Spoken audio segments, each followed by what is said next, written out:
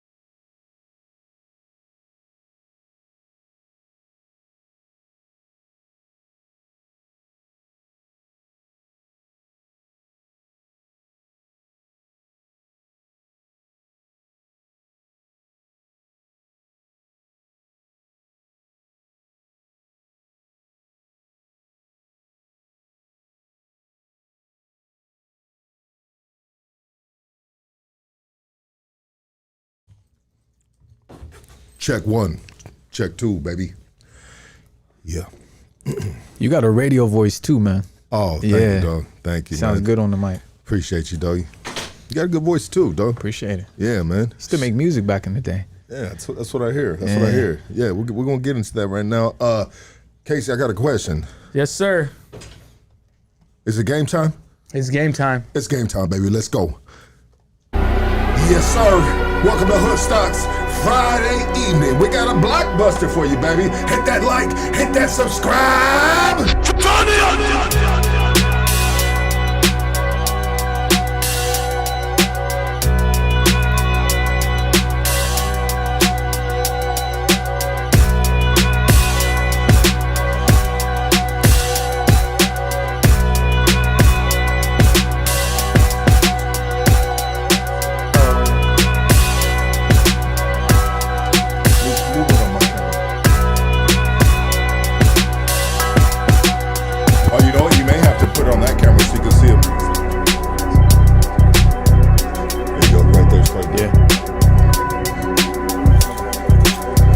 Ready? There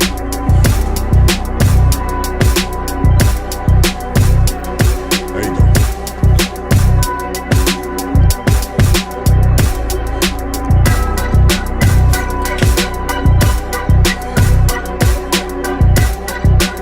Yeah, this definitely give me like a neighborhood vibe, like we about to rap or something.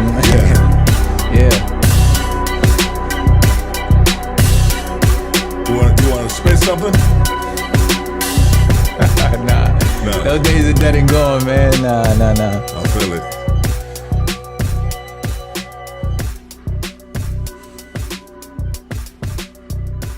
Slow fade, baby. Slow fade Friday evening. Chop City on the beat, man. Yeah, so most definitely we have rappers on here from time to time. And I mean, what'd you think of that beat right there? I like that beat. It was a dope beat, right? It's a dope freestyle beat. Exactly. You know, I wouldn't make a record to it if I was a rapper. I would freestyle to it. Okay. You know, 100%. Yeah. And so we have a lot of artists on here, and I guess the difference is they don't freestyle. You know, but I would take the opportunity if I was on Hoodstock's podcast and we got that beat playing right there. I'm a fucking rapper. This is my genre. This is what I do. This is my work. This is how I get my bag. I would 100% jump on that beat and floss the skill set. At least a quick 16 or something. A quick 16. You know? I'm gonna go to Hoodstock. Let me throw a little quick 16 and keep it in the pocket just in case. Out of 10 people, how many do you think take that opportunity? If I were to guess, I think that too many people are too interested in being cool. So they might not want to risk it. So out of those 10, I would say maybe one. I would hope two. Yeah. And so you have it correct. Maybe one. I was going to say like a 0, bro. You know what I mean? Because it's rare, bro. Yeah. It's rare. Who jumped on that shit? Tumex? Yeah. Tumex. Yeah, Tumex. I don't know if you ever heard of Tumex. He's a legendary rap underground rap artist out of Los Angeles, and now he's blind, bro. He's blind. Wow. He lost his eyesight. He's only in his early 50s. He can barely walk. His health is declining rapidly, bro. Prayers to that dude right there. But so I got a blind dude sitting across from me, bro. You know, and he just started rapping. And he goes, man, bro. He's going like this. You could tell when somebody's blind, bro, because when he's looking at me, he's looking through me, bro. Yeah. He hears my voice over there. And he's basically like, and I know we're not making eye contact. That movement you just did, I know you're telling the truth because I've seen this rapper named Blind Fury who was on Power 106 make those movements as soon as the beat drops.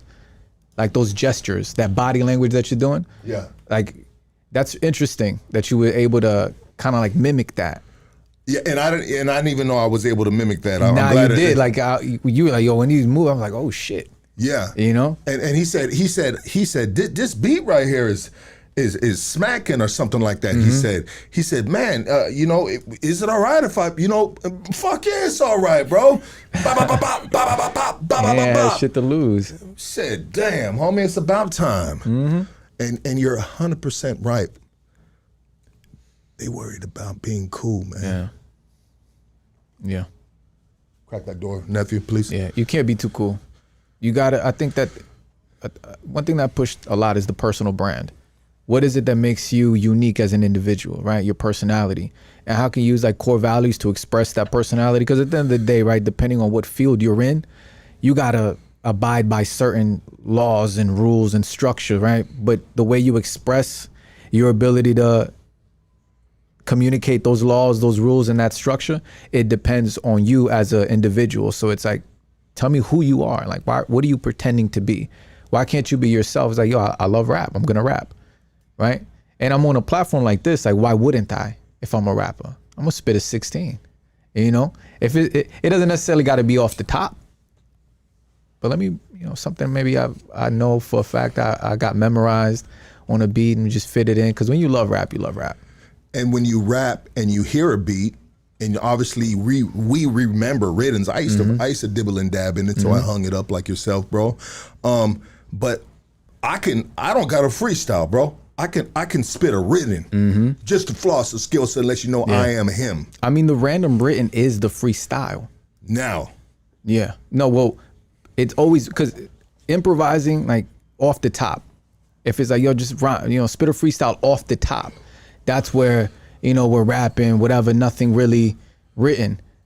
But that freestyle, a freestyle was just a rap that you wrote with no particular topic, with no, you know, particular beat in mind. I'm just gonna spit a freestyle. Let me spit a freestyle. I wrote it, sure, but it's a freestyle. It has no, it doesn't belong to any song, you know. But off the top, it's like, okay, let me just rhyme about these Jolly Ranchers and that ashtray and that Perrier and this coffee and this cigar, right? Which, let me go ahead and get this way. You can try with me, right? So, you know, we're gonna cut the cigar real quick with this deep V. You gonna smoke it with me? Yes, sir. Okay, cool. Yes, so we're gonna cut the cigar with a deep V. There's 3 ways you can cut it. You could do a straight, you could do a V, or you could do a deep V cut. Now these are smaller cigars. That's a Liga 9. It's a smaller cigar. It's a smaller version of the actual Liga 9, which is a much bigger cigar. It tastes way better when it's bigger. But what you want to do, since you got that lighter here, you can use that torch if it has fuel in it. Toast it a little bit, so get the front a little black. There you go. Now once it's black, put it to your mouth and puff. So don't inhale it. Yeah, while you light it. I'm sorry about that, though. I want to inhale everything, bro. Crack, speed. Hold on, this face.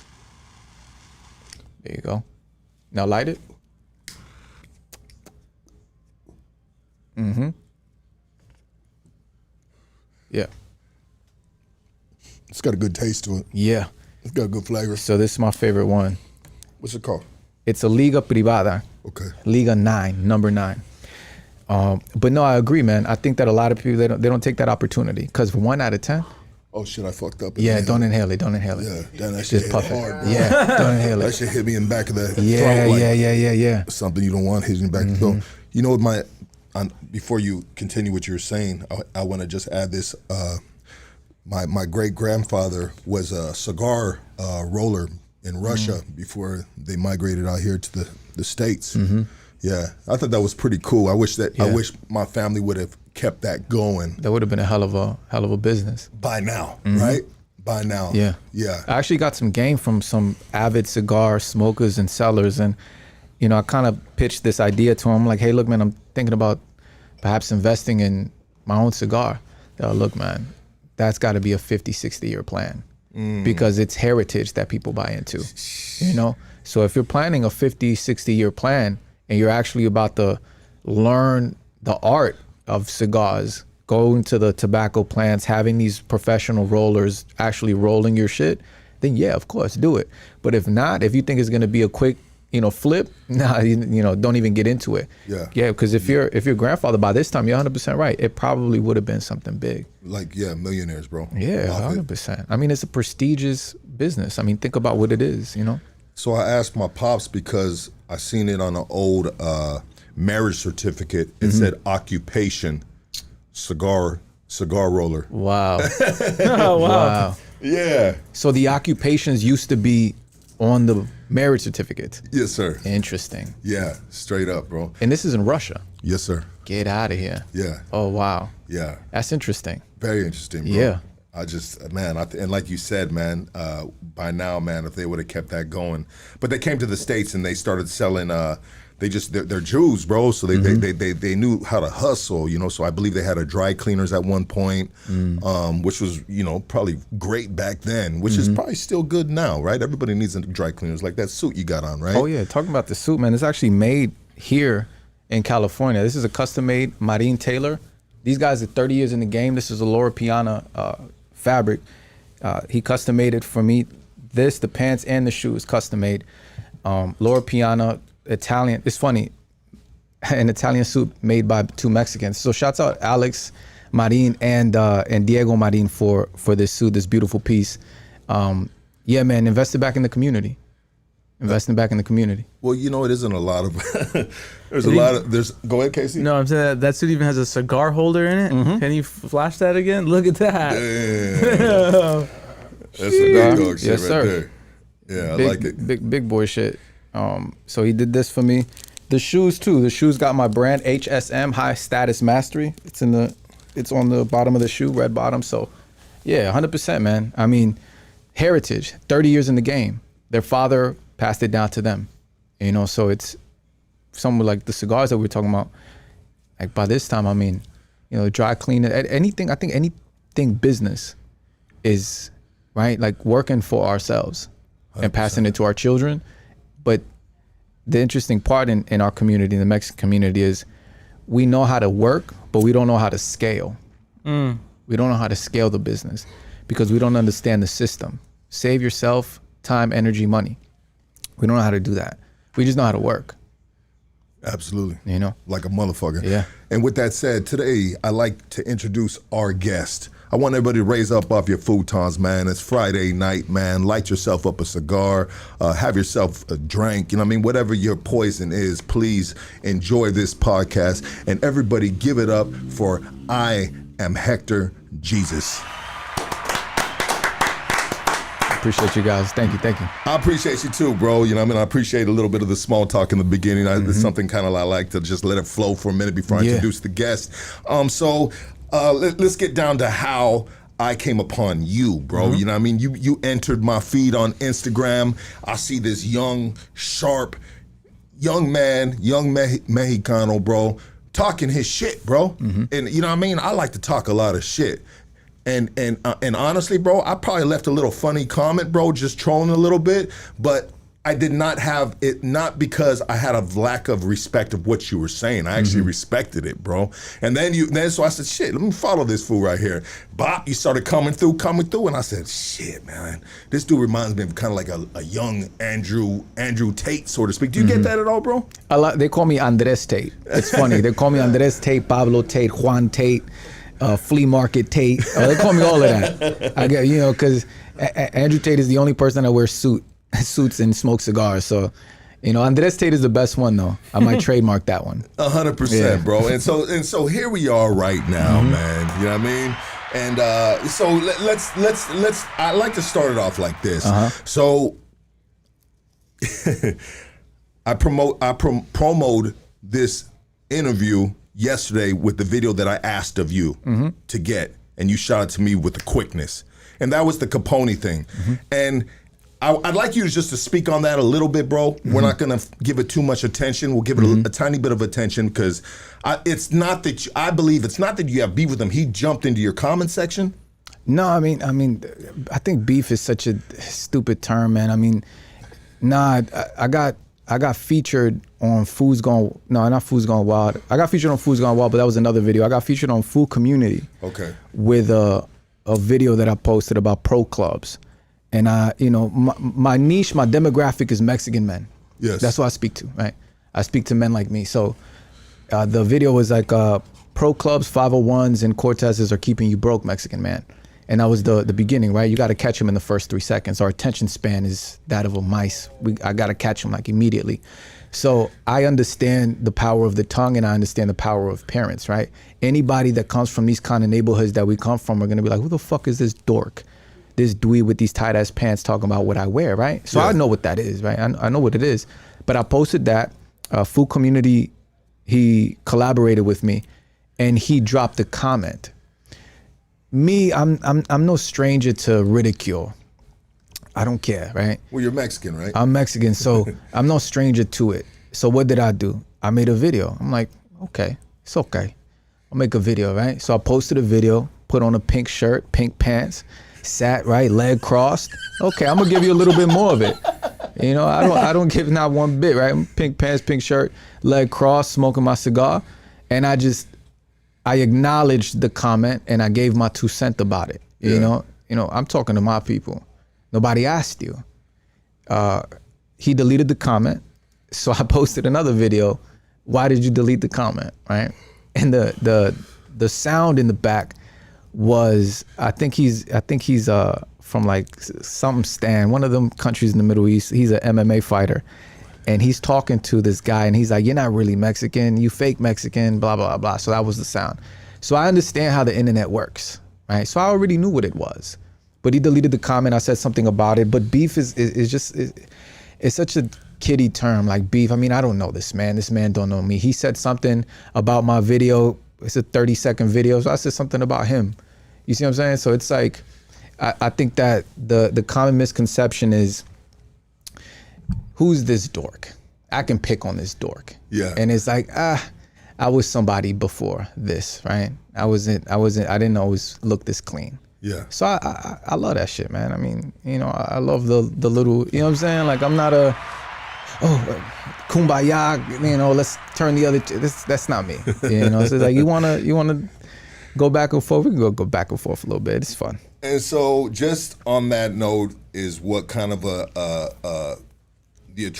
attracted me to you in a sense of like, you know what, I like the dude's energy, man. I fuck with it, you know what I mean? Let's see if he's willing to pull up to Hoodstocks for an interview. Yeah. And pop, you know what I mean? You didn't even think twice about it. You were just let's run it. 100%. You know what I mean? And that's, respect to you for that too, because and I came dolo too, you guys. I came dolo, me, my girl, like I didn't, I'm gonna bring 15 motherfuckers with me. Nah, just came dolo. Yeah, as you should, brother. 100%. I mean, this is Hoodstocks and we're a professional environment. And there's a level of mutual respect I think that men owe each other. You know what I'm saying? So it's like when you talk, and then you came at me with respect, I came at you with respect, and I think that that's really what drew me to you. Because the first thing I was like, I didn't see, I get so many comments, brother. I didn't even know, I just saw another comment, I was like, this another guy, and I didn't get to it. I don't know if I responded on your comment. I responded on the second one when you were like, you said something about, fuck it, let's get you on the show, and we DM'd each other. Yeah. But I do want to touch on that. what made you, right, when you came across my page, what made you meet with ridicule? Like, what made you, like, fuck this guy, I'm gonna type. So for me, bro, it's never a necessarily fuck this guy. It's just having fun, and it's what people give me, bro. Okay. And so sometimes it feels good to be on the other side. Yeah. You know, and you know what, bro? I'm a very immature 48-year-old man, bro. You know what I mean? So excuse me for that, bro. But nah, you good. Yeah, you know, but you know, I think it's just the way of the internet, bro. You know, it's the way of the internet. You know, and I get that all the time, my dog. Like, and you probably handle it the right way. Yeah, you know what I tell him, bro? Son, I'm gonna be home in a minute. Chill the fuck out. You know what I mean? Or you know what I mean? Just little stupid shit. Yeah. You know what I mean? You know? Cause this is the interesting thing about the internet is people don't know how to troll back. When people troll you, the worst thing you can do, and we say it in Spanish, it's called el que se enoja pierde, right? The first one to get mad loses. So it's like, why am I gonna get mad at this guy, this random, why am I gonna get mad at James 3:16:55 with no thumbnail saying, yo, you look gay. Yeah. With no tight ass pants. Like, how gay do I look? That's gonna be my comment. On a scale from 1 to 24, how gay do I look? Yeah. Well, you broke the scale. Okay, it's like, interesting. So you got to keep in mind too, bro, the culture of these streets right here, bro. We stay talking shit to each other, bro. Yeah. You know what I mean? Me, this dude, bro. It's just what we do. If we're not talking shit, if we don't talk shit to somebody, then we ain't fucking with them, bro. You feel me? And it's man shit. It's man shit, bro. You know how close you are to your boy when you guys can talk shit about each other and nobody gets mad. Exactly. Yeah. Exactly. And I want to share an example. So one time, Matt Barnes, the basketball Matt Barnes, right? He's got the podcast with the old boy, All the Smoke or something like that. Are you familiar with the basketball player Matt Barnes? No. Okay. I'm not a big sports guy. Okay. Well, anyways, he's got a huge podcast, bro. And Matt Barnes following him, and he had these boots on, bro. Were just like they were velvet, like Peter Panish boots on, right?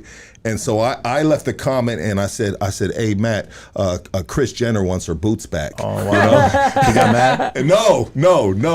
And so then he commented back, bro. And this is a big dude. This dude got millions of followers, bro. You know what I mean? He's an NBA fucking legend, bro. Fighting with Kobe Bryant. You know what I mean? He's that dude. And he goes, oh, well, Kris said he wants his pink, purple dildo back or something like that. And we both laughed, and then bam, we hooked up and we talked in the DM and we, you know what I mean? But that's what we do. Like, he's a basketball player. They talk shit all day long in the locker room. You feel what I'm saying? Yeah. And so he recognized it of being a funny comment that he could not resist of replying back to You it. can't take yourself too seriously. And that's what I tell a lot of people is like, when you start to take yourself too seriously, you get kind of inflated by ego, and your ego is the enemy. There's a book by Ryan Holiday called Ego is the Enemy. So if you take yourself too seriously and you're too susceptible to praise or too susceptible to insults, it's going to consume you. Nobody, like, everybody isn't going to respect you. Some people just won't like you, and they don't even know why they don't like you. They just don't like you, right? And some people like you. Sometimes those people that like you don't even know why they like you either. So you got to be aware of both. But if you take yourself too seriously, a joke like that, oh, yo, who the fuck does this guy think he is? I'm blocking him.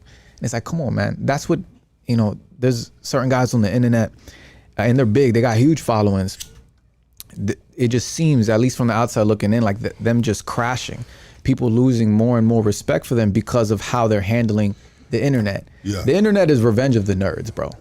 You know, the internet will always win against you. So if they're talking shit to you, if you get mad, you want to address every single comment that's said about you, you're going to lose. But there's a comedic and graceful way of you entertaining the shit that's entertaining. I think Andres Tate is a funny fucking name. You know 100%. What I'm saying? Like, it's hilarious. I would be a fool to get mad about that. You know, I think when people hit me with ¿A cuánto los tamales, paisa? I think that's fucking hilarious, right? They're talking about how Mexican I look. You know, they say, oh, este tiene el nopal, the cactus on the forehead. I'm like, thank you for noticing. Like, I know what I look like. You see what I'm saying? So it's when you start to take yourself too seriously, or for example, with the boot comment, come on, man. I mean, velvet boots, like that's it's waiting for a joke. And you know who Kris Jenner is, right? Yeah, I know who Kris Jenner is. Yeah. You know, so it makes sense. Yeah, absolutely, man. Man, bro, you are a very articulate Individual, man. I love the words that are coming out your mouth, man. How old are you, bro, if you mind me asking? I'm 32. 32, Yes, sir. man. Yeah. Young OG, been through some things, but still getting up there and, still got a lot of life in front of you. Oh, man, I'm trying to live another 60 years, man. 100%, Yeah, brother. another 60 years. You're doing right, too, by, not drinking, man. Drinking will fucking age you quick. I used to be a Hennessy sipper, man. And why did you stop? I think I came to a point where I was like, I'm destroying myself. And not only that, I'm destroying people who look up to me because they want to be just like me, right? The ones that looked up to me. And what am I showing them, right? Especially my son. I got 3 babies. So it's easy to do bad, right? And I'm not saying that it's bad to drink. You take a little shot here and there, that's fine. I choose not to because I know myself. Yeah. That 1 shot will turn to 3 and that 3 will turn to 9. And next thing you know, I'm in here looking like this, right? So I stopped the Hennessy, I stopped the weed smoke. I was a heavy backwoods smoker, so 6 years clean. But it was just, Congrats. I looked at myself I looked at myself in the mirror and I was like, I don't like who I see anymore. I believe I was possessed, man, honestly. I believe I was under demonic possession. Well, yeah, bro, because alcohol makes you cross bridges that you would never cross sober. And that's just facts, bro. There's so many times that I woke up the next day and just be like, God damn it. Why'd I do that? Why'd I say that? I'll sip motherfucker. wine from time to time. Yeah. I'll take a little glass of wine, maybe 2 or 3, but that's about it. Okay. Right? And it's very rare, maybe twice a year I'll do that. Is that in celebration of some accomplishment? Nah, man. I just me da la gana, bro. Sometimes I just feel like it. Yeah, just fucking. I'm gonna take a little glass of wine. You know what I mean? And it's like that. It's nothing too. It's not like for my birthday I'm gonna get drunk. Nah, it's just I'll take a little glass of wine. Fuck it. I've been doing good with my fitness. I've been so I'll just take a glass of wine. But usually, man, my vice is cigars and coffee. Yeah. So I'm operating on caffeine. I'm operating on a lot of water, a lot of tobacco, and that's pretty much it, brother. Yeah. That's my go-to vice, yeah. And tobacco, man, can be just as bad as... It could be just as bad. Yeah. I mean, there's a warning right here, Yeah. It can cause cancer. Yeah. You know what I mean? Absolutely. But the weed and the liquor, I let it go, man. It turned me into a different person. Yeah. I think for sure the alcohol, man, is most definitely the devil, bro. It brings out just things in you that sometimes just don't need to be brought out. They're called spirits for a reason. Yeah. Yeah, speak on it, dog. Yeah, for sure, man. So, I believe, right? Because there's a, not to get too biblical, but they're called spirits for a reason. There's a reason why we're not supposed to get drunk, right? The Bible doesn't speak against us drinking, but it speaks against overindulging hard, strong drink. That's what they call it in the Bible, strong drink, which they're referring to liquor, right? Because it's spirits. I believe that it opens up gateways, or it opens up your susceptibility to being influenced by spirits, particularly negative spirits, demonic spirits, right? And just like we were saying, I mean, you wake up and you're like, why did I do that? Why'd I fuck that bitch, man? Fuck. You know what I mean? Why'd I say that to homie? Why'd I say that to whoever, right? Why'd I hurt that person? All right. Yeah. I can't believe I got into that fight. You wake up, your knuckles bruised, and you're like, what the fuck? Yeah. Like, why'd I do that? Damn. Then you catch yourself, yo, my bad, bro. I didn't mean to do that to you. You know what I mean? So it's like that. And then, I mean, I'm pretty sure everyone can relate to it. You get drunk. It's an issue when you're sipping, and then you go up to your boy and be like, yo, anybody fuck with you, bro? Let me know. And it's like, bro, we chilling, right? It's my fucking cousins and uncles and shit. Like, what the fuck is going on, man? Yeah. So... 100%, man. It brings out the fucking animal in a motherfucker, man. And just imagine if alcohol does what hard drugs do. I got homies, bro, that I know a lot of individuals that have woken up in a jail cell with now looking at a life sentence over the spirits that came out of them from the drugs. Since we're speaking on spirits, I believe it. I like it, bro. I'm aligned with it, and that's got to be just an absolute nightmare, bro. Yeah. You know what I mean? To wake up in a situation like that. But anyways, bro, let's get into this, man. I want to get into your story, bro. Okay. You know, we're a story form type of platform, man. We introduce people like yourselves to our audience, and so people can get a deeper connection, an understanding of who you are, besides just that 30-second clip. Because sometimes a 30-second clip can turn a person, you know, depending on how you made it, can turn you off or it can attract you to it. You know what I mean? And I think sometimes I see some of your comments, and I seen some of the comments when I posted. You getting a little bit of hate, bro, because sometimes people don't want to hear that higher frequency in a sense. Because to me, I feel like it's a higher frequency, you know. And sometimes when people are living down here, they just don't. They're not in tune with it. You know, does that make sense? No, I'm following you 100%. Yes, sir. Yeah, and so just let's tell us a little bit about yourself, brother. Where are you originally from? You grew up. I grew up in Charlotte, North Carolina. So I went out when my parents moved. I was born in Santa Ana, right? I moved to Charlotte, North Carolina. I was there my entire life, right? I left for the first time ever when I was 30. Moved to Miami. So Charlotte, North Carolina is, I was 31. Charlotte, North Carolina is a small city. A lot of black, a lot of white people, right? I grew up around a lot of black people.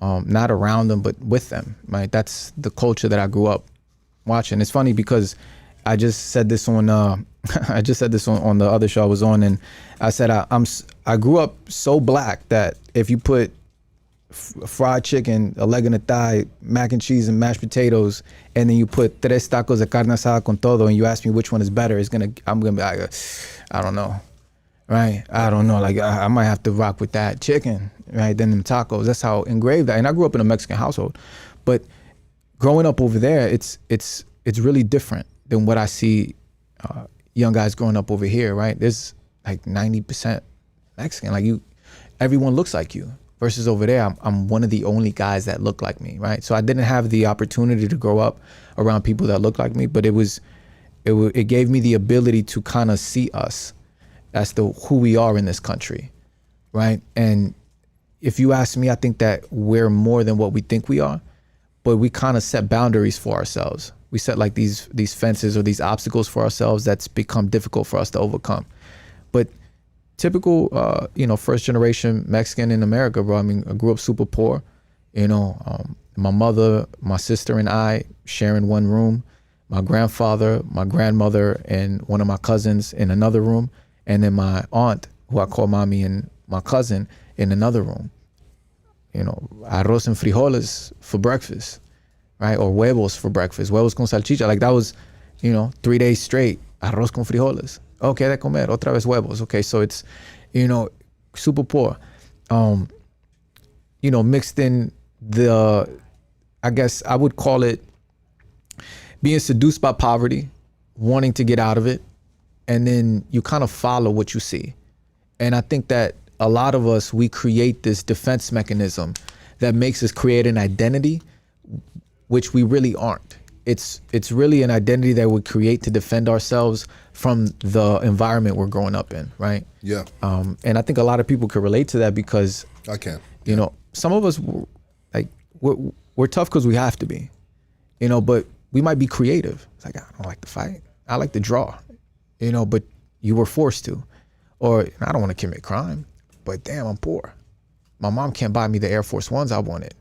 So what am I going to do? I'm going to try to go get some money, My mom, $82 at the time for a pair of Air Force Ones. She's like, I could feed us for a week with $82. So what am I going to do? I'm 13, 14 years old. What am I going to do? Oh shit, my friend, he's doing that. Let me go ahead and do a little bit of that too.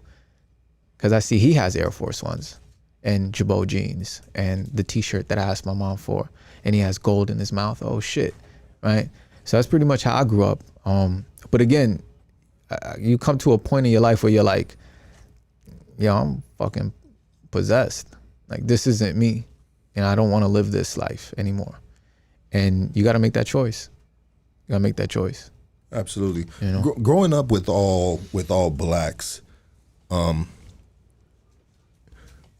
you and sound like you being almost one of the only Mexicans, did you ever feel less of a human, being the fact that you're you know, you raised up with all blacks. I mean, you jump on the basketball court, you know what I mean? I don't know how good you were with basketball, but maybe potentially all the other kids that are black could be better than you know what I mean? So sometimes kids might feel less of a human being. And I didn't grow up I didn't grow up feeling like I was less than a human, but I grew up, I didn't think being Mexican was cool. Okay. So being Mexican wasn't cool, right? Now, but we're trending right now. Like right now is the best time to be a Mexican man in America, in my opinion. Right now we can be anything and everything we want to be. And that's why I'm trying to get people to understand, like, yo, bro, we don't have to be what we were told we were anymore. Like, we don't have to be that anymore. We can be anything we want to be. But at the time, of course, right, I'm one of the only Mexican guys in my neighborhood outside of my family. I wouldn't say it was, I wouldn't say I felt less human, but I understood my position. I was very socially aware at the time. So I understood, you know, and my parents, my mother, my father, they're trying to survive. And learning English isn't the same as learning the American culture. So the American culture is different from just learning English. It's like, okay, I know how to speak, but I haven't been able to successfully integrate into this culture that I'm seeing, right? My parents are poor, they're Mexican, they don't speak Spanish. I mean, they don't speak English, all they speak is Spanish, right? I speak English, but I'm learning the culture as well. So, you know, it's interesting because if it was like a basketball scenario or a football scenario, and that's just an analogy. It's just an analogy. I was that Mexican nigga.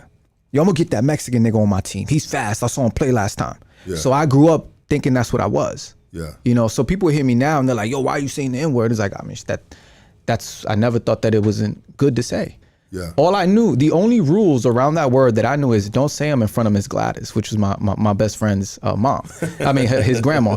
Don't say it in front of Miss Gladys. Take your hat off in her house and pull your pants up. That's all I knew. Yeah. Right? Because when I went back to my house, I spoke Spanish. Hola ma, hola pa. You see what I'm saying? So that's what I grew up thinking I was. That Mexican nigga. Yeah. So it's like, yo, this Mexican nigga. So when people hear me say the N-word, it's like, yo, you know you Mexican, right? I was like, yeah, what's your point? Oh, why are you saying the N-word? What N-word? Nebraska? It's like, what N-word are you talking about? Yeah. But you got to learn, it's like, okay, now you're on a bigger platform and you're appealing to different people. They're not going to understand. But my answer is like, I mean, what are you going to do?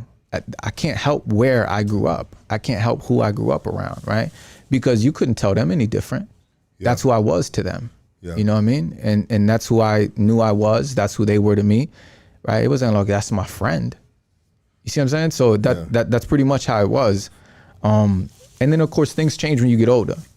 You know, you go from like little, I'm gonna steal something from the store, to a little higher. I caught my first charge. I think I was 20. I was 20 years old. I got convicted, I guess, for my first crime. And then it was a spiral from there. You know, I never did prison time. I was lucky. I was somehow, this is how I felt, you know, God was protecting me because he kept giving me chances. But it was like too many close calls. Close call. Right? You got slapped on the hand the first time, you know, boom. Now you got an F on your record, right?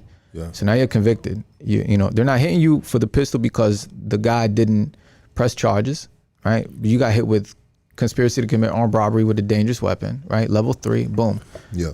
They give you those 3 years probation. Okay. 3 years turned to 4. Why? Because you kept getting in trouble. Now you got caught in Cabarrus County with some shit. Now you got a felony over there, right? But because your man's, right, he took the rap. He was loyal to the game like he said he would be. That violation went away, but now you're on probation for 4 more years. And it kept being that. Until one day I was like, yo, fuck this. I'm not getting in trouble again. You know, my son is doing the same shit I'm doing. He's not, and I don't mean he was committing crime, but he was, you know, he's witnessing what you're doing. He's watching you. He's the mannerisms that he's doing the same things that you're doing. And I saw that and I'm like, yeah, nah, that's not me. I can't let him, you know, do what I did. Because if I get killed out here, he's going to be me times 10. Right? And it's not going to go as good for him as it would for me. Maybe God won't forgive him, you know? Yeah. So it was like that. It was a lot of that. Till I finally just was like, nah, I'm not doing this no more.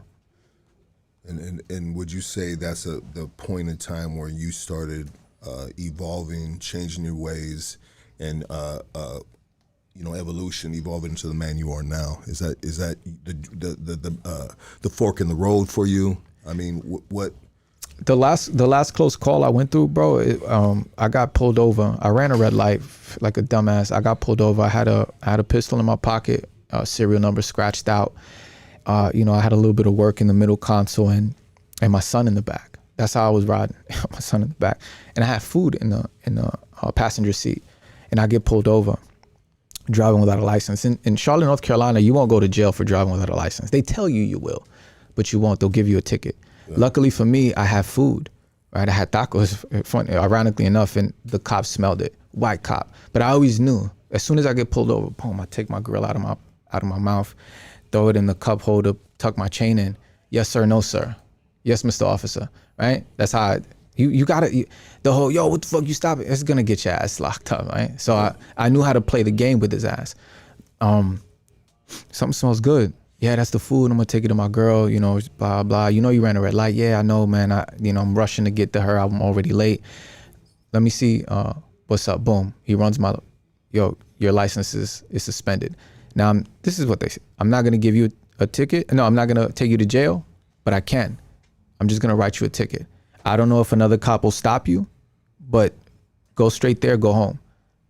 When I tell you, my fucking heart dropped because I knew what it was. And in my mind, I'm like, if this motherfucker asked me to step out, I'm hitting the dash on this motherfucker, right? And the dash on this white boy. And I got my son with me, but that was the mentality. Yeah. Right? And I was gonna take it out my pocket and throw it under the seat, but at my peripheral, I see his partner backing him up, watching me through the back seat where my son was in his car seat. He's maybe 2 at the time. And that was my last straw. Funny enough, I sold that piece to somebody and he got robbed for it. Right? And I feel bad for that because I kind of feel like I transferred negative energy to another person, but I sold it to somebody for $100 and he got hit for it, right? But that was my last straw. I was like, yo, God isn't gonna give me another chance. Well, that kind of comes with the territory. Mm-hmm. I mean, if you're gonna buy a piece for $100, which is a great deal, and the serial number is rubbed off on it. What I mean? Blessings are not coming with that strap. You know what I mean? So you can't feel bad about it. That's more than one. Bro, that's possession of a stolen firearm by a convicted felon, defacing government property, child endangerment, and just to fuck it all up. Driving without a fucking license. Yeah, that'd have been all bad, bro. So it's like, fuck. I was like, yeah, I'm gonna do 3 if I stay here. So my mind was like, let me get my son to his mom. And who knows, man? Who knows what they would have done? I got caught with that same pistol one time. I got pulled over, and that day I said, we're not smoking in this car. We get pulled over, and I got it in my Timberland boot, and I get asked to step out the car. I step out. He couldn't find anything. We didn't smoke or nothing, but I had a busted taillight or the headlight was out, one of them. And he asked me to step out. He's like, "Can I frisk you?" I'm like, "No, sir. I don't feel comfortable with you frisking me." Gave my license, let me go. And it was things like this that just made me. I'm like, "Yo, what the fuck?" I would have gone down. This motherfucker here, tatted in the face. This motherfucker here got pills and fucking lean and shit in his bag. This kid, he was a rap kid. This kid is young. I got this on me. Like, I'm going down. And it was just shit like that kept happening. And I thought to myself, I'm like, God is going to let you have it. He's going to let you have it, man. Yeah. And I started developing this overwhelming feeling of fear of I'm either going to kill someone or someone's going to kill me. And I stopped. I stopped living that life. I said, no, fuck this. I got a family to raise. I got a son, I think my baby girl maybe was born at the time. I got a daughter. Because people say children change you. They don't. I don't think they do. It didn't change me. It was the same dumb motherfucker I was, man, when I had my son. You know? I can say, and I'm one of those people that say that kids change you, and it might be coincidental in the right time of when you start changing, or when you start viewing life differently. Because I've had kids since the early 20s and stuff, man, and those kids didn't change me. But I have kids now And, you know, I had them in my early 40s, you know, 39, something like that. And those kids, I say, changed me, or they helped me along my process because I want to change. Yeah. You'll learn more about yourself through your children, in my opinion. And like my youngest, he's 2. No, he's 3 now. My youngest is 3, and he's getting the best version of me, man. Oh yeah. You know, my eldest, there's a lot of healing that I'm helping him through, that he witnessed as a young boy. Yeah. He's still young. He's 11, but you know, early on the first 7 years of a child's life is very impactful to them. The majority of us, I believe that a man is broken up into a few phases, right? First phase is infancy. We don't remember that. After that is childhood. After childhood is adolescence. Now, after adolescence, right, we enter the coming of age. I believe the coming of age is between 18 to about 28. So it's like a 10-year span. The coming of age is super important because the majority of that coming of age phase, we operate with the mentality of an adolescence, of a teenage boy, right? And very few of us successfully graduate that coming of age and enter manhood. A lot of us don't enter manhood. We enter the second childhood. So we're 28. Shouts out to Nas. You know, so at 28, some people do it sooner. Some people say you enter the second childhood, and now all you are is a 30-year-old teenager. Yeah, man. You know what I mean? And been there. It's like something about dudes, man. They mature a whole super lot slow. Super opposed from you know, the beautiful women of this world. I think women they go through that too, but they go through it a little bit different and in different phases. You know? But for us, it's it's more difficult because I mean, we run society. We manipulate the world around us. We use our hands, we use our mind, you know, we control the world. And the interesting part about that is if we're not in manhood, the world is destroyed. It's destruction. You know, if we don't have self-control, the world becomes a pool of, you know, chaos. Yeah, just a spiraling downward and destruction, bro. A spiraling fucking pool of sperm, bro. You know what I mean? Yeah, because this dick between our legs don't help nothing, bro, while you're going through them phases, man. Nah, it doesn't. What is it, boy? What do you see? Yeah. You know, man, following your dick through life, man, will take you to fucking some dark places, man. Yeah. And create a lot of trauma, man. Yeah. Unnecessary trauma. And I'm not talking about ourselves, the ones that we happen to bring into this world during those dark places, which I have fucking, unfortunately, experienced and brought those kids into this world like that, bro. You know, and I'm just, man, I forever got to live with that, and it is what it is. And, you know, hey, it's life, man. Yeah. It's life. And is there a chance to fix it, though? You know what? I think 50 Cent said it the best, man. Man, 50 Cent, I fuck with 50 Cent. He always trolling and shit that he does. Sometimes it's unnecessary. Sometimes I feel like he's helping the feds out and the police with some shit, you know what I mean? But it's just what 50 Cent does, man, in a sense of just talking shit. But he said on an interview one time that if you don't have a already bond with your child by 18 years old, then forget about it, you know? He's going to have to want to have a bond with you. Yeah. And so I have kids that are, you know, fuck, dog, in their 20s, you know. I have a son, and you brought up something, you know, earlier that it reminded me of. I got this female pregnant before she even had the baby. She wasn't even showing. I went to prison. I went to prison 4 or 5 years. I got out, the kid 5 years old, right? As soon as I get out, I'm out for a few months. The pad gets the apartment, our apartment, with me and my son Luciano, the baby mama at the time. Pat gets hit on a murder. You know, I get my son Luciano, and I try to walk out the back. I try to walk out the back like I'm gonna get in the car. I know the house is surrounded, and as soon as I walk to the back with my son Luciano, you know, all state troopers are there, PD's there, everybody's there, and they're drawing down on me with my son. They said, "Hey, put your son down.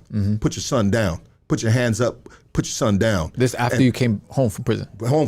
Yeah. And since then, I've never talked to my son again, and he remembers that to this fucking day, dog. Does he blame you for that? Yeah, I believe so, brother. I believe so, man. And so He cut communication with you, or I try to like, you know what I mean? But according, you know, through the mom, you know, hey, boy, don't want to have nothing to do with you. You know what I mean? He feels like you the devil, you know? that's a tough one. Yeah. You know, women are manipulative too. 100%. One of the worst and things. she has not helped the situation. Yeah. So, you know, and you know, touching on the 50 Cent comment you made. Yeah, I mean, in a situation like that, now, of course, again, the only public voice that we hear is 50, but I can kind of tell that he's coming from a place of sincerity. I mean, you're talking about a man who, you know, has pretty much been transparent with his entire life, right? So it's kind of easy to come to the conclusion that 9 times out of 10, there's a level of toxic emotional manipulation happening in that relationship, where I don't think women understand how powerful what they see the man that they chose to have a child with is, their view of him when it comes to the child, because the woman is the median for the father and the child. Because we're men, when a child hears our voice, it sounds different. It resonates different in their ear. So the mother is there to play as a median. It's like God, Christ, and us humans. If you look at the Bible from front to back, you might be like, yo, God is kind of like the villain in the story, right? Jesus is the nice guy. I'd rather go with Jesus. But Jesus shows us, no, he's not a villain. You just don't understand. But through me, you will. And that's what the mother's job is, to tell the son, you think your father is the villain, but your father is actually the hero. There's a guy, his name is Patrick Bet-David, and he's huge into the, you know. Let's go. He talks about who the father is in the family. And I think there's 3 stages. You're like the father, then the hero, and then you become the villain. Oh no, yeah, it's like hero, villain, human. So your child, when he's little, he makes a hero out of you. You're his hero. And then when he reaches the epitome of adolescence, he villainizes you. And then when he reaches manhood, he humanizes you. And he's like, damn, my father knew. Now I understand what he meant. Because it's stages, you know. It's easy to be your son's hero when he's a little boy. And I bring that up a lot. I'm like, you know what? Right now, it's easy to be my son's hero. He's 11 years old. I'm fucking ripped with a 6-pack. I do all this cool shit. Wow, my dad is cool, right? He gets shoes and shit, and he sees me. I'm fitter than all his friends' dads. But it's gonna be difficult to be his hero when he's 21, because I'm gonna have to be a different kind of man. Because at 21, we all remember being 21. We kind of think we know everything, you know, and we're just barely grazing. We're barely scratching the surface of what reality really is. So I'm going to have to be twice as much as what I am now for him to be able to be like, you know what, my father, I've always looked up to my father as a hero to me. And I take it back to the stories that my father tells me about his father. His father was a campesino, bro, a field worker, right? Didn't have a dollar, 7 children. And he died my father's hero. To this day, you know, when I talk to him, yo, your grandpa, the best man I've ever known. And it's like, you kind of think back, and it kind of, you know, humbles you a little bit to hear a story like that, because it's like, he's a field worker, but he was the strongest man he's ever known. He's the smartest man he's ever known. And it takes a certain level of understanding, I think, and humanizing your father for you to understand, you know, and it's different for everybody, but I think that the important thing is to continue to grow. You know, one day, I don't know, maybe he'll understand. You know, at the end of the day, we don't sign up to be parents. There's no manual. You know what I'm saying? It's like, no one teaches us to be that shit. Especially too when you didn't have, like, you know, a good father figure in your life. You know what I mean? That can, you know, I mean, I'm not trying to make up any excuses. You know what I mean? But I was on my way in here. I was listening to a Joe Rogan podcast, and they were just talking about family, man, and having good parents is fucking an absolute blessing, man. Because I see dudes that are doing amazing things in this world, and they had They had either one or the other, and sometimes they were blessed to have them both. You know, I was watching something on Netflix with Shaq trying to bring Reeboks back. You know what I mean? And he had his mom. He said, "I'm a mama's boy to this day." You know. And first thing he wanted to do when he got his big check was get his mom a house. You know what I mean? But if you don't have any of that family backing, that foundation, that drive to do good for, you know what I mean, someone that brought you into this world, then sometimes a lot of these dudes on the streets, you know, like myself, end up lost in the sauce. Yeah. You feel me? You know, and now we tread in water, you know what I mean? We run as fast as we can, but we ain't going nowhere, you know? And a lot of people experience that. I've experienced that, you know what I mean? Going absolutely nowhere, doing a whole lot of nothing and going nowhere in life, instead backwards, ending up in a prison cell.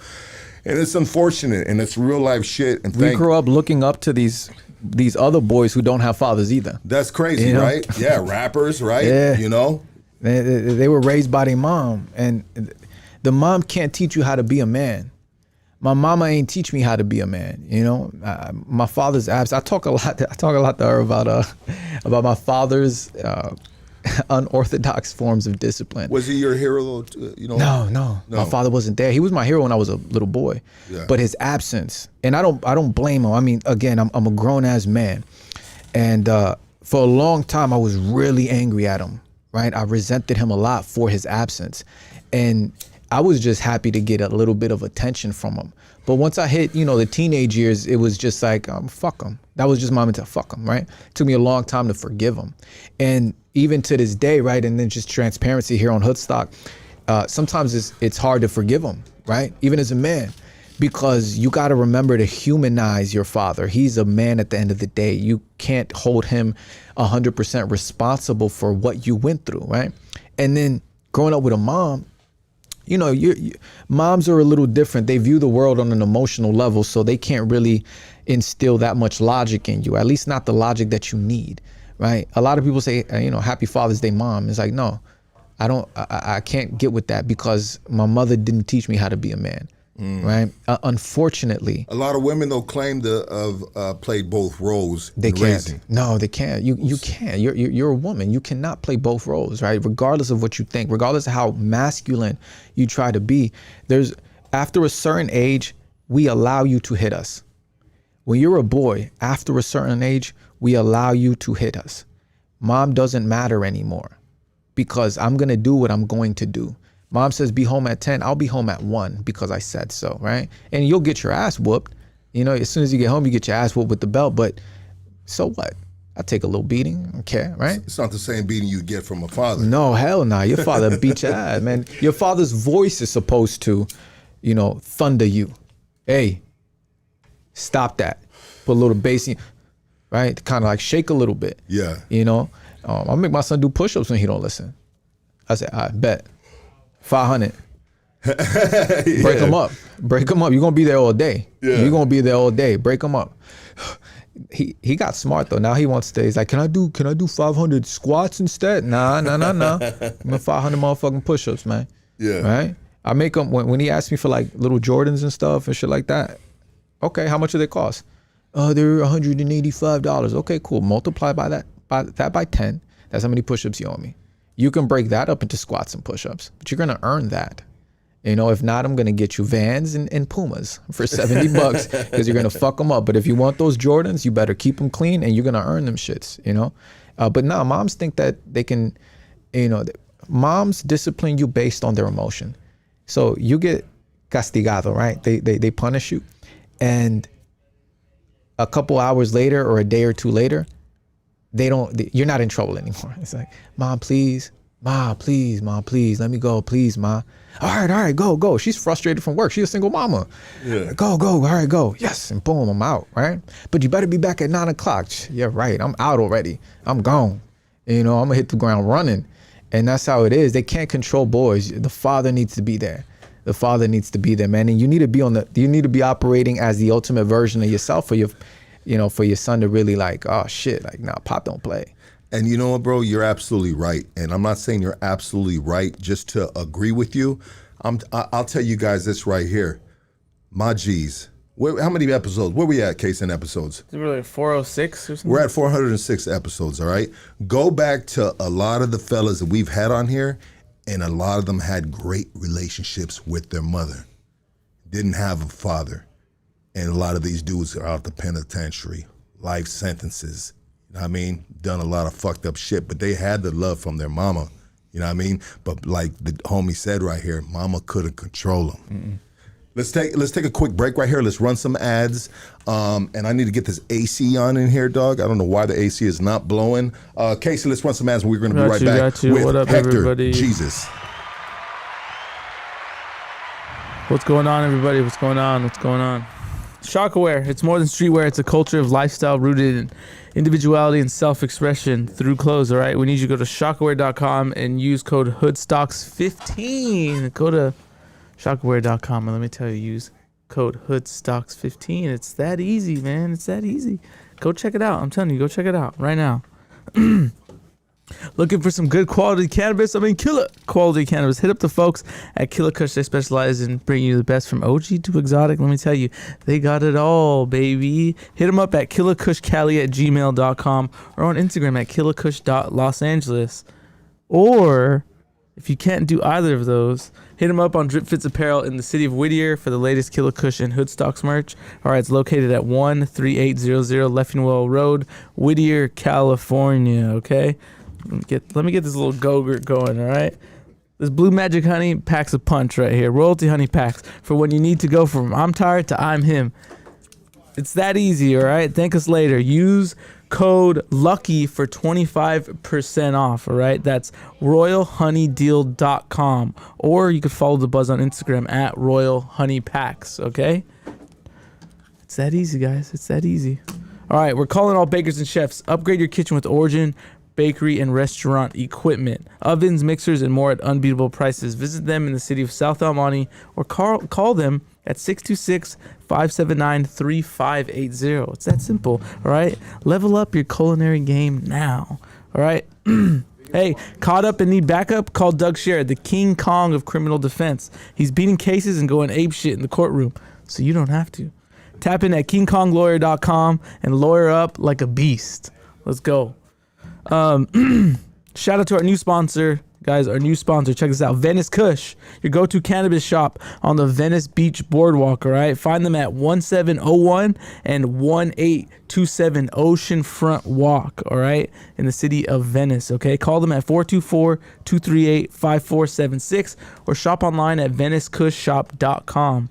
You could also follow them on Instagram at venicecushshop for the latest drops. Hey, if you mention Hoodstocks, you could get a free gram of flour or a free edible brownie.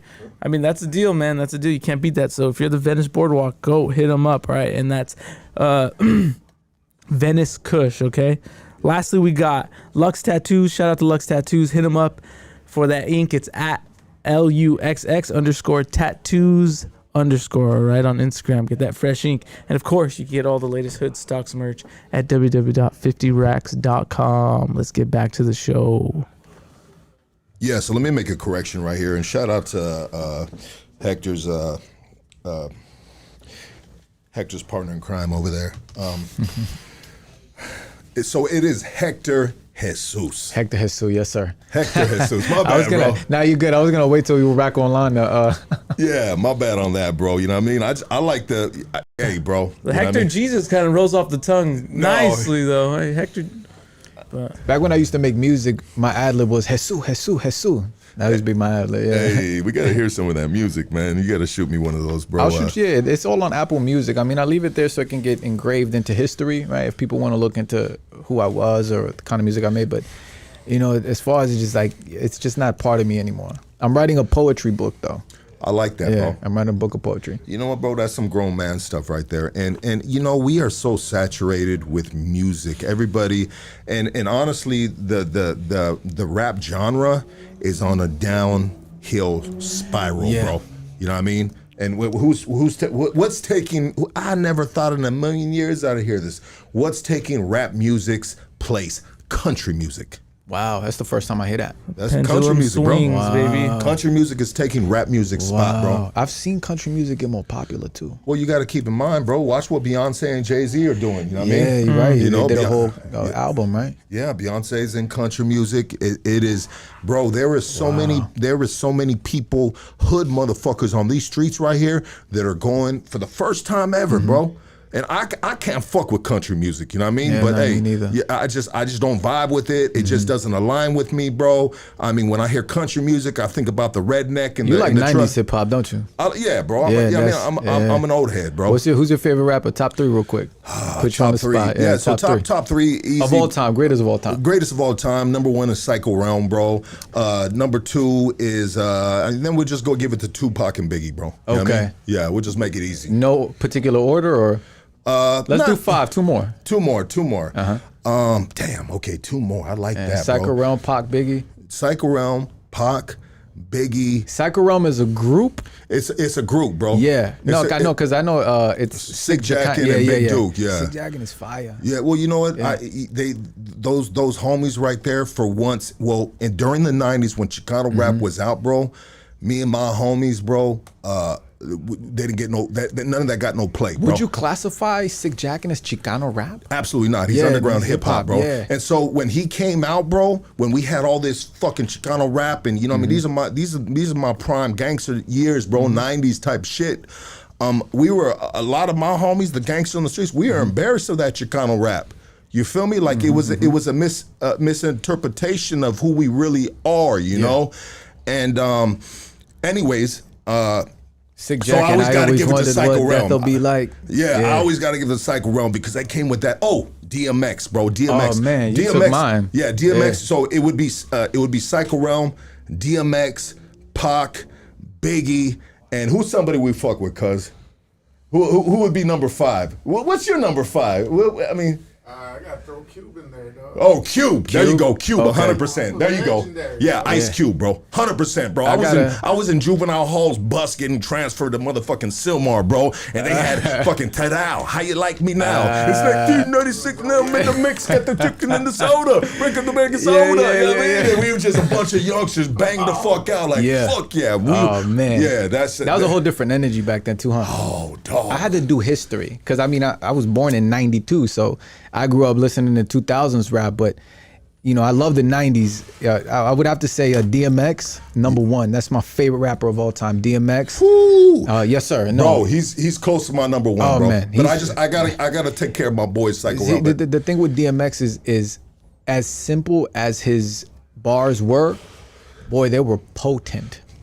They were potent, man. You know, just everything that he said to me just resonated because there was so much pain in his voice. Yeah. Right. So I would say DMX, Nas. It fluctuates between Big and Pac because I love both of them.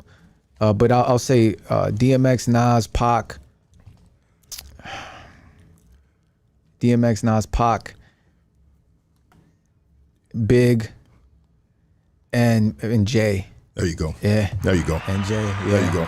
So you know who doesn't like DMX? And DMX is one of my all-time. It's Dark and Hell's Hot, bro. Oh, that's my favorite. Bro, Every time I jump rope in the morning, I listen to Dark as Hell is Hot. Yeah. dog, like that mute man, do artists now? What's your favorite song on Dark as Hell is Hot? Oh man, bro. Fucking Damien probably. Damien. Hey, yo, D, what up, D? Yeah. You's a smooth nigga. I seen you, but nobody know who pulled the trigger. Yeah, you know, it's always over dope. You sure? I could have sworn that it was over a hoe. Nah, that ain't my style. Nigga, you stay frontin', but you still my man. I ain't gonna say nothing. Go ahead, pass the weed, smoke it. Go ahead, drink it. Go ahead and fuck shorty. You know, I could keep a secret 100%. DMX, Come on, baby. DMX is mine. Let's go, Yeah, you know, dog. I would say X is Coming is my favorite. X is Coming. So, does rap music now? Because you're 32 years old, bro. So you're still fairly young, bro. That you can I mean, you are a part of the culture, you know, in a sense of the age group, right? The age bracket, right? You know what I mean? Like, you know, you are a part of what's relevant in a sense, or in tuned, right, with what's fly right now. That's a better way of saying it, you know. I'm not, bro. Yeah. I'm kind of like I'm a relic in a sense, bro. You know, But does rap music, nowadays rap music, move the kids the way the DMXs used to move the kids? I think that are they touching the heart, bro, and the soul? You know? Oh no, I mean, from what I see, right, these kids are being possessed, in my opinion. I think that there used to be a level of growth in hip hop back then, right? So again, I had to go back. I was lucky enough to be born in the age I was born in because I was able to see the old and the new. So if you notice, right, 2000s rap, before that, everyone would come out with an album every 2 years. That was the thing, right? So Nas came out with Illmatic in 94. Then he came out with It Was Written in 96, et cetera, et cetera. And then when the 2000s came, which I grew up on 50, on Jeezy, on Gucci, it was like every year. Now, because of the streaming, you got to come up with a hit every other week or every month. And I think that the attention span that these kids have at this point is, I mean, the song is, I think, what, 90 seconds now? The song used to have a 5-minute song and sit there and listen to it. That's why the last verse was the most pivotal verse that Always. a rapper would want to get on, right? 100%. Because he'd be like, yo, I can't wait. Because you couldn't fast forward or skip. I can't wait till I hear DMX on Niggas Done Started Something. Yeah. He's the last verse. Don't come at me with no bullshit. Use car. Like, he's the last. I'm gonna listen to Mace. I'm gonna listen to Jada. I'm gonna listen to Styles, and I'm gonna wait for that DMX at the end of that verse, right? Now, you don't wait for that. The best point in the song is the first verse. Yeah. But most importantly, the hook. You know what I mean? So if that hook isn't catchy, it's like, how can I catch him with a hook? If you notice, everything is melodic at this point. Everything has like that melody. Everything has that that singing to it, which is cool, right? But I really try not to listen to rap now, because it used to be hip hop. Now it's just rap. You know? Oh man, now I believe now that it's like vibe music. They call it, bro. It's like a vibe. It's tricking them to be depressed at this point, man. You know? That's interesting. Like a lot of them are. I mean, think about the biggest artist of this generation. Really, really. You know, it's the biggest ones was. That's Dark. Dark will tell you. Yeah, we're gonna get this AC on my bad. Okay, bro. no doubt, bro. The biggest one, Juice WRLD, all depressed music. You know, XXXTentacion, all depression music. Those were the biggest of this new generation, right? And then the other ones that could have potentially been big, they died. So I noticed that they're all influenced. They're taking pills, or drinking lean, and the majority of them, they're kind of operating from this level of depression or this level of sadness, or like this low frequency kind of vibration where everything is, the world is against me. And back then, at least from what I see, there was a level of masculinity in hip hop. Yes. You know, where like even the mannerisms, like hip hop was a way that you walk, a way that you talk, a way that you drive. Like you drive your car like this, how you wear your hat to the side a little bit tilted, how you wanted to be authentic, not like everybody else. And I don't see that anymore. Even like this pose, a lot of guys pose like this. Like it was all influenced by the people that you grew up seeing who actually had money. Now, it's a little different. Now these guys, it's like everything is like, oh, I'm gonna up the skull, right? Let me add one more point to the team, and they're talking about killing each other, right? I'm smoking on this pack or smoking on that pack, and it's like, damn, like, where has rap gone to? The only rappers nowadays, right, that I actually kind of like, I like them because there's a certain level of growth that I see in them. One of my favorite rappers out right now is 21 Savage. Okay. Even though his name is 21 Savage and he raps a lot about, stupid street shit, but there's a level of growth that I see in him, a level of maturity. Same thing with Lil Baby. I see a little bit of maturity in him. Now, there's guys that don't have that level of maturity, and it's just like it's a perpetual cycle that keeps everybody in that kill him, fuck her kind of mentality. And it's like, come on, brother, there's got to be another level of us that we got to display. And I that's one of the biggest differences that I see.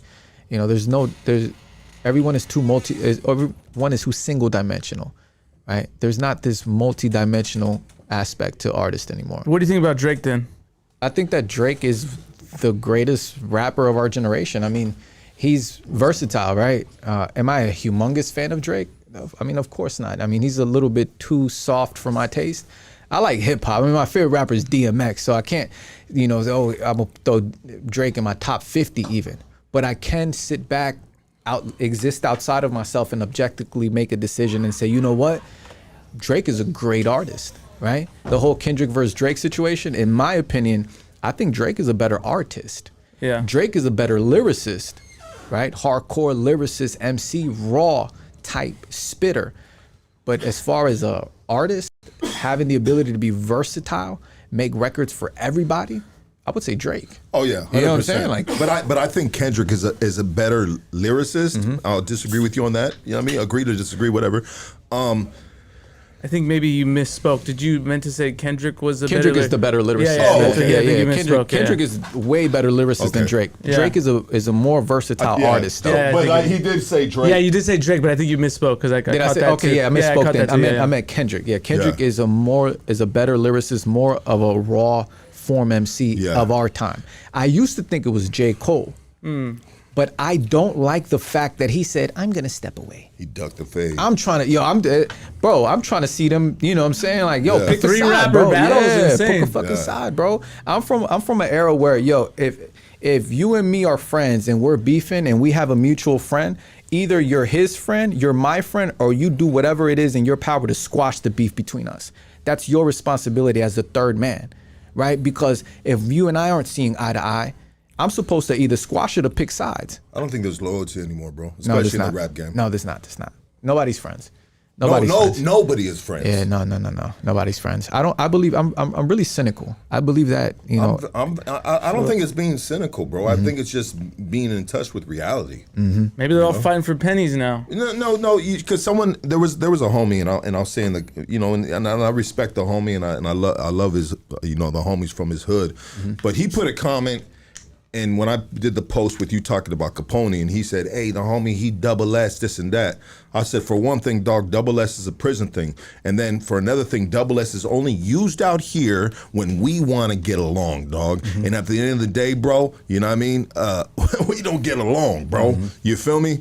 And so, I think he was trying to emphasize that we should be taking Capone's side and not this man sitting here in a fucking pink, fucking tight, fucking outfit. Yeah. You know, and that you did not deserve respect, but he deserves respect.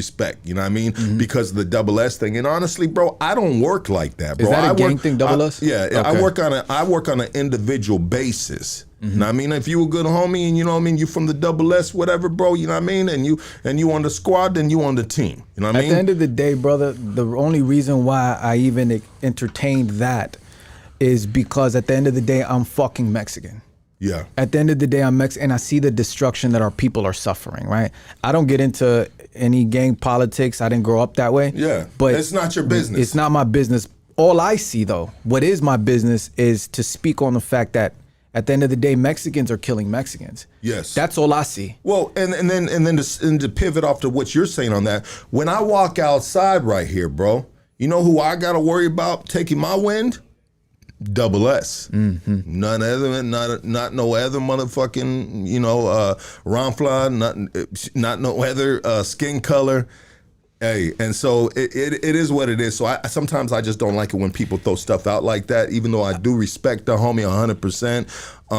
But I get the most hatred from people that look like me. Absolutely, bro. You know what, bro? I say this all the time, and sometimes, you know, my cousin Nick used to be sitting right here. He would just shake his head and shit. You know what I mean? Like this fucking asshole. But I would, because I'm, you know what I mean? Sometimes when you half Mexican and you half Jew, bro, and you speaking on some Mexican shit, bro, being the fact that you're only half Mexican, sometimes people think that you shouldn't be speaking on this shit. But I said it since day one, homie. Mexicans are the biggest motherfucking haters in the world, bro, because that's the only hate that I've ever had to deal with, dog. I You say feel that me? a lot too. The Mexican man's biggest enemy is another Mexican man. Why? I think that it's a level of self-hatred. It's easier to hate the person that looks like you. It's easier. He's familiar, right? When you go to look for someone to destroy, you're looking for someone that looks like you, walks like you, talks like you, dresses like you, listens to the same music, and you classify him as your enemy.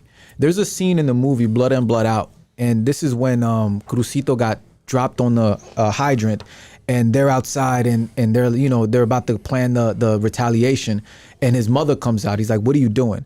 He's like, "We can't let those guys from the other body push us around." And he's like, "Are you fucking stupid? You're killing yourselves. you're killing yourself. And she wasn't talking about them there. It was her, that line, and I don't think people realize that line, it's just yourselves, you're killing yourselves. She was talking about brown on brown crime. Yes. She wasn't talking about, it was so ahead of his time, that line. In the prison scene, when El Mero Mero was, they were sitting at the mesa, and they're like, yo, I got a sweet deal from the aviators. They can bring in all the dope we want. Pay attention, Mexicans. As long as, and whatever black brothers are in attendance, he said, I got a sweet deal with the aviators. They can supply us with all the dope we want, as long as we sell to the blacks and the browns. Strictly. Yes. Right? That's where our destruction begins. What did El Mero Mero say? And we praise the character Miklo. We praise him. That white boy got El Mero Mero killed, right? And this is a movie, sure, but you got to look at the metaphor behind this. Yes. El Mero Mero said, chale con eso. The aviators just want to start a war between blacks and browns. He said, look at his arms. He loves that shit more than he loves us. That's the beginning. That's the inception. That's the genesis of destruction. When they can turn you against your brother, the man that looks like you, they divided you successfully. You know? Let's go. A lot of people fail to realize that while blacks were enslaved in America on plantations, the indigenous man was enslaved in encomiendas in Latin America. Yeah. The same way blacks got fed chitlins, which is the intestine of the pig, indigenous people got fed tripa, which is the intestine of the pig, right? So it's like there's a division between black and brown, and then there's even a division between brown and brown. And that division is philosophy, ideology, identity. Protesting. You know what I'm saying? There's a lot of there's a lot of Mexicanos, aka Chicanos, that aren't out protesting right now. And that's got a lot to do with, you know, kind of like, hey, it don't affect me, or maybe minding your own business, or you feel what I'm saying, or the division, bro. Yeah, because the division. Because if 100% of Mexicanos, Latinos out here in California came out to protest, bro, homie. They have to simply just not go to work. That's a protest. I said that. What are we doing right now? You know, we're throwing toddler tantrums. The more strategic way of don't go to work for 90 days. Oh, but I got to feed my family. I understand. But what's more important to you right now, right? I said this on the last show, and, you know, maybe you'll agree or maybe disagree. This isn't our fight. The Mexican-American, this isn't our fight. This was our parents' fight. We have to figure out what we're going to do for the next 20, 30, 40, 50 years. We have an identity that we can create now. Because Chicano, the term Chicano, what is a Chicano? It's a Mexican-American. But Chicano came from us not being Mexican enough, not being American enough, So right? they had to create a new category. So it's an identity that we accepted from the lack of identity. I'm not Mexican enough. I'm not American enough. They call us Chicano, which essentially means Mexicanito. You're barely Mexican. You're Chicano, right? So now it's like, am I barely Mexican and barely American? So what am I going to do? I'm going to adopt this identity that I created, or that I accepted, better yet, from the lack of identity. Okay, cool. What were we before Chicanos? Mexican. Okay, cool. What were we before Mexican? Right? Before Hernan Cortés in 1521 came and destroyed our people, what were we? You see what I'm saying? Yeah. But when they associate, like, again, yeah, I articulate very well, right? I will articulate with the best of them. But I got a little twang in my accent sometimes. But regardless of how I speak, how I dress, I'm still a Mexican man, right? So, and I want to touch on the point you said about the situation with the whole wearing pink and all that. The only reason why I even brought that up was because my mentality was, who gives you the right to tell me what I can and can't say about my people? I think I have the right to hold my people accountable to standards that I believe we should live by, especially being here in America. I mean, it's the best time to be Mexican right now. We're low-key trending.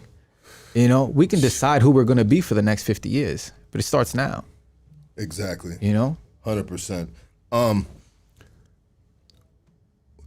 When you talk about masculinity, You know what I mean? A lot of people identify masculinity on the way a person looks. And that's why I sometimes in some of your posts you can see a lot of hateful comments in the sense because they are judging you on the way you look. I don't, bro. I may troll and have fun and talk a little shit, bro. But obviously I respect your get up, bro, so much that, hey, homie, I came in with dress shoes, dog, and a designer shirt that I got from Burlington for $14.99. You look good. Yeah. Hey, see, and that's the misconception. A lot of people think you got to wear I didn't want to be underdressed. $200. Nah, you look good. I like the style. You don't got to wear $100, $200, $300 shirt. It's the style. It's the style in which you wear it. And yeah, of course, your appearance says a lot about masculinity, but I think we conflate masculinity with aggression, assertiveness. Oh, those are cool. You like these shoes, bro? Those are double monk strap, cap toe. No, those wingtip. Wingtip. Yeah, you guys like wingtip. these shoes, bro? These are Stacey Adams, Yeah, bro. I like those. Under Classics. Under $100, dog. Classics. You like these, cuz? You fuck with them? My girl was kind of on the fence with the straps, bro. No, monk strap. The other ones you're wearing. Yeah, double monk strap wingtip. Yeah. Oh, then let me show mine real quick. Yeah, show yours, bro. These are custom made by Marine Taylor. Shouts out Marine Taylor. He made this suit. So Wow. he made these custom made. I picked them up, red bottoms. Mexican, 30 years in the game, a lot of heritage. HSM. I don't know if you could. HSM, high status mastery. High status mastery, right? The 4 pillars of high status, you guys. What are the 4 pillars, sir? The 4 pillars are appearance, behavior, communication, and digital footprint. So the appearance part, that's the first 7 seconds. Within the first 7 seconds, you make up your mind, right? We're actively judging each other. The first 7 seconds, you come across somebody, you make up your mind in regards to who you think he is, what you think he does. Could I like him? Could I trust him? Could I do business with him? Would I introduce him to the people that I know? Yeah. Right? So it comes from, it's an instinct, right? That we developed since thousands of years ago, where we would see a shadow in the distance and we would have to make up our mind in regards to, is that a buffalo that I can kill and bring home to my family, or is that a motherfucking saber-toothed tiger that's gonna kill me and bring me home to his? Now we associate it with likability, trustworthiness, right? Can I do business with him? But that pillar, appearance, is broken up into 2 categories. Your physical aesthetic, which is your physique, and then your professional uniform. The professional uniform will vary according to your profession. Then you have behavior. Your behavior is gonna be your mannerisms, your gestures, your body language, right? Do I communicate trustworthiness? Do I communicate confidence, competence? When I shake your hand and look you in your eye, 60% of communication is nonverbal. Then you have communication, which is gonna be tonal and verbal. 20% of communication is gonna be, 30% is gonna be tonal. How do I say what I say? How long are the pauses in between each word that I say? Am I talking high? Am I talking low? Am I talking fast? Or am I talking slow and enunciating every single word so it could be engraved in your subconscious? And then finally, that verbal tone. What are you actually saying? And then the digital footprint, which is essentially your personal brand, right? What led my platform to reach you, to reach everyone else that I connect with. It's like, okay, the personal brand is solidified. That's why the algorithm, right? This AI that pushes content through Instagram, it reaches you and you become intrigued within the first 3 seconds of that video, because every single pillar is being mastered. And people can master these pillars, but it takes work, it takes time, it takes effort, high status mastery. Let's go, baby. Yes, sir. Let's go. Yeah. Yes, sir. My dog. I like that, bro. I fuck with you, dog. I fuck with it. I like I fuck it, with bro. you too, man. Yeah, I like, you know what, bro? I just like, when I see dudes doing better, you know what I mean? I might silently applaud them while I leave a little troll comment. But really, I'm not a hater, bro. Mm-hmm. I'm someone that wants to gather knowledge, bro. I want to gather game, and necessarily it doesn't have to be somebody older than me. Mm-hmm. Man, I pick up so much game from young dudes, bro. You know what I mean? Like yourself. Like I'm forever learning, and that is life. And for individuals that think that a young dude with the fucking suit on, bro, shoes with his fucking bop bop bop on it. You can't learn from, bro. You living underneath a rock, dog. I appreciate and that, man. And you need to change your ways because we for forever learning from each other, man.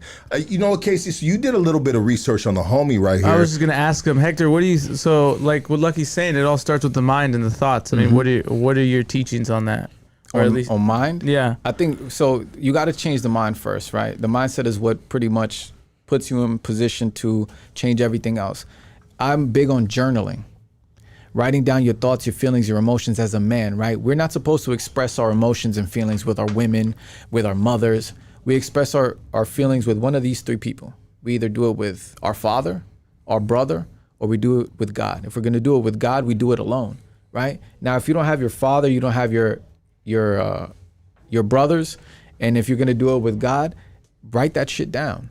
Write down what you feel, write down your emotions, what you're going through, assess what it is that you're going through, and develop a level of understanding as to why you're even going through that. Why am I so angry at this, right? And then you look back. You know, I keep all my journals, and I'll look back, like last year, for example. Today's what, July 11th. I'll look back July 11th, 2024. What was I going through?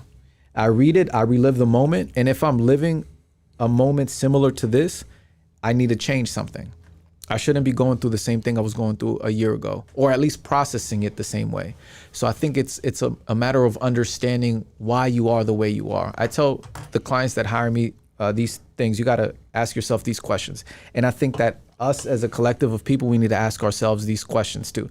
But let's say individual man, number one, who am I? Or can we talk about the Mexican man specifically and like maybe backtrack to like what our thoughts or what we're trained to believe that isn't necessarily true growing up?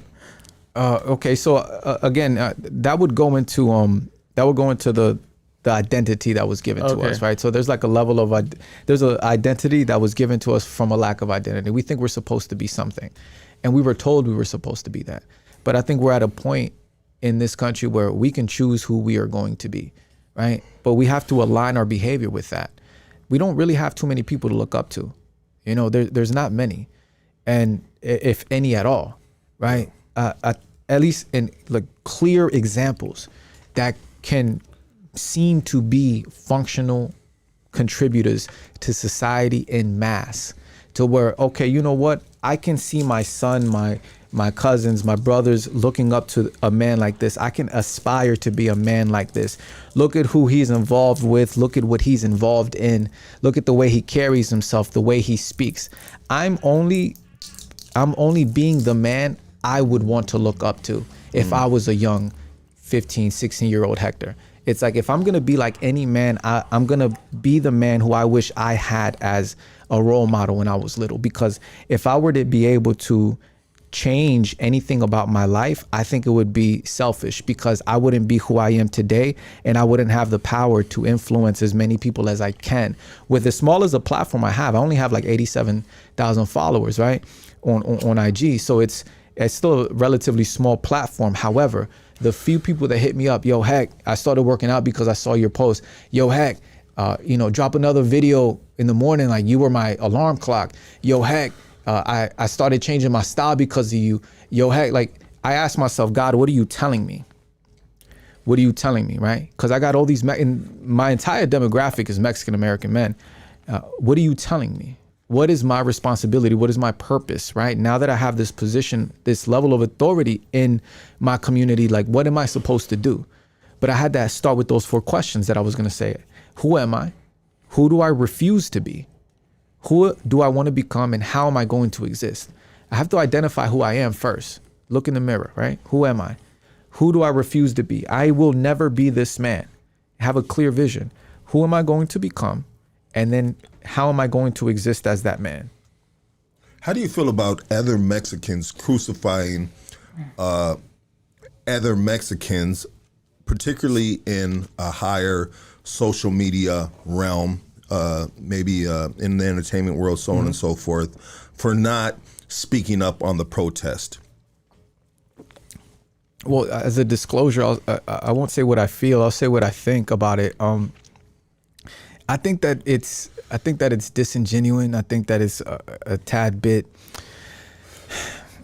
what do you expect us to do? what would be the purpose truly?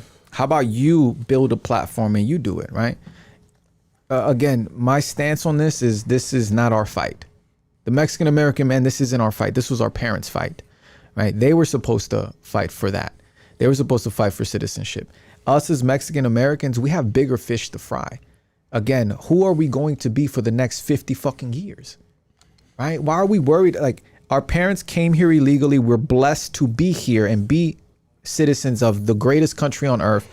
How are we going to utilize that opportunity for the next 20, 30, 40, 50 years, right? So I think it's a bit disingenuous for somebody with no voice to tell someone with a voice, you should speak up.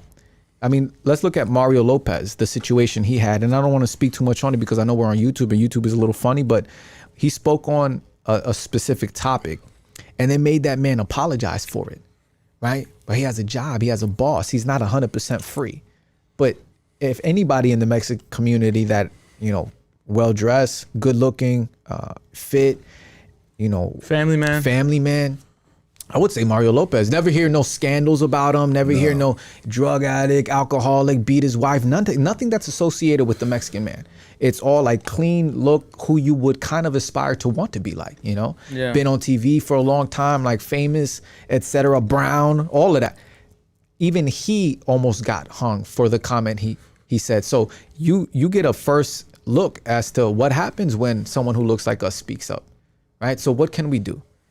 In my opinion, what we can do is use the opportunities we have and think strategically. Throwing stones and bricks at ice trucks makes us look like toddlers throwing a tantrum. We're like kids in Baghdad throwing rocks at tanks. What are we doing with that? You know what I'm saying? Like, what are we doing? There's got to be a more strategic way for us to handle this situation, especially as Mexican Americans. And you said, brother, what's your name again? Casey. Casey, you said it earlier. You said, how about just don't go to work? Yeah. You know how big of an impact that would be? Don't go to work 30 days. It's going to suck. You're going to be tight on paper, but we'll make a change. Yeah, it'll make a huge change. Imagine what that would do to construction, to framers, to landscapers, restaurants, like the fuel of America. I mean, food, agriculture. Imagine. And let's say not just on the West Coast, but all over the United States. Just a real protest. We won't go to work for the next 30 days. Organized. No violence, no screaming, no yelling, none of, just a violentless protest would be so powerful. We're at a point where this is like, this is what they want. Yeah. They want us to look like this, you know? Like fucking animals. You know what I'm saying? Like this is what they want. People outside looking in are saying this is the reason why we're getting rid of it. Exactly. Yeah. Right on the fucking money. We're falling for the bait right in front of us like fucking idiots. Because we're emotional as a people.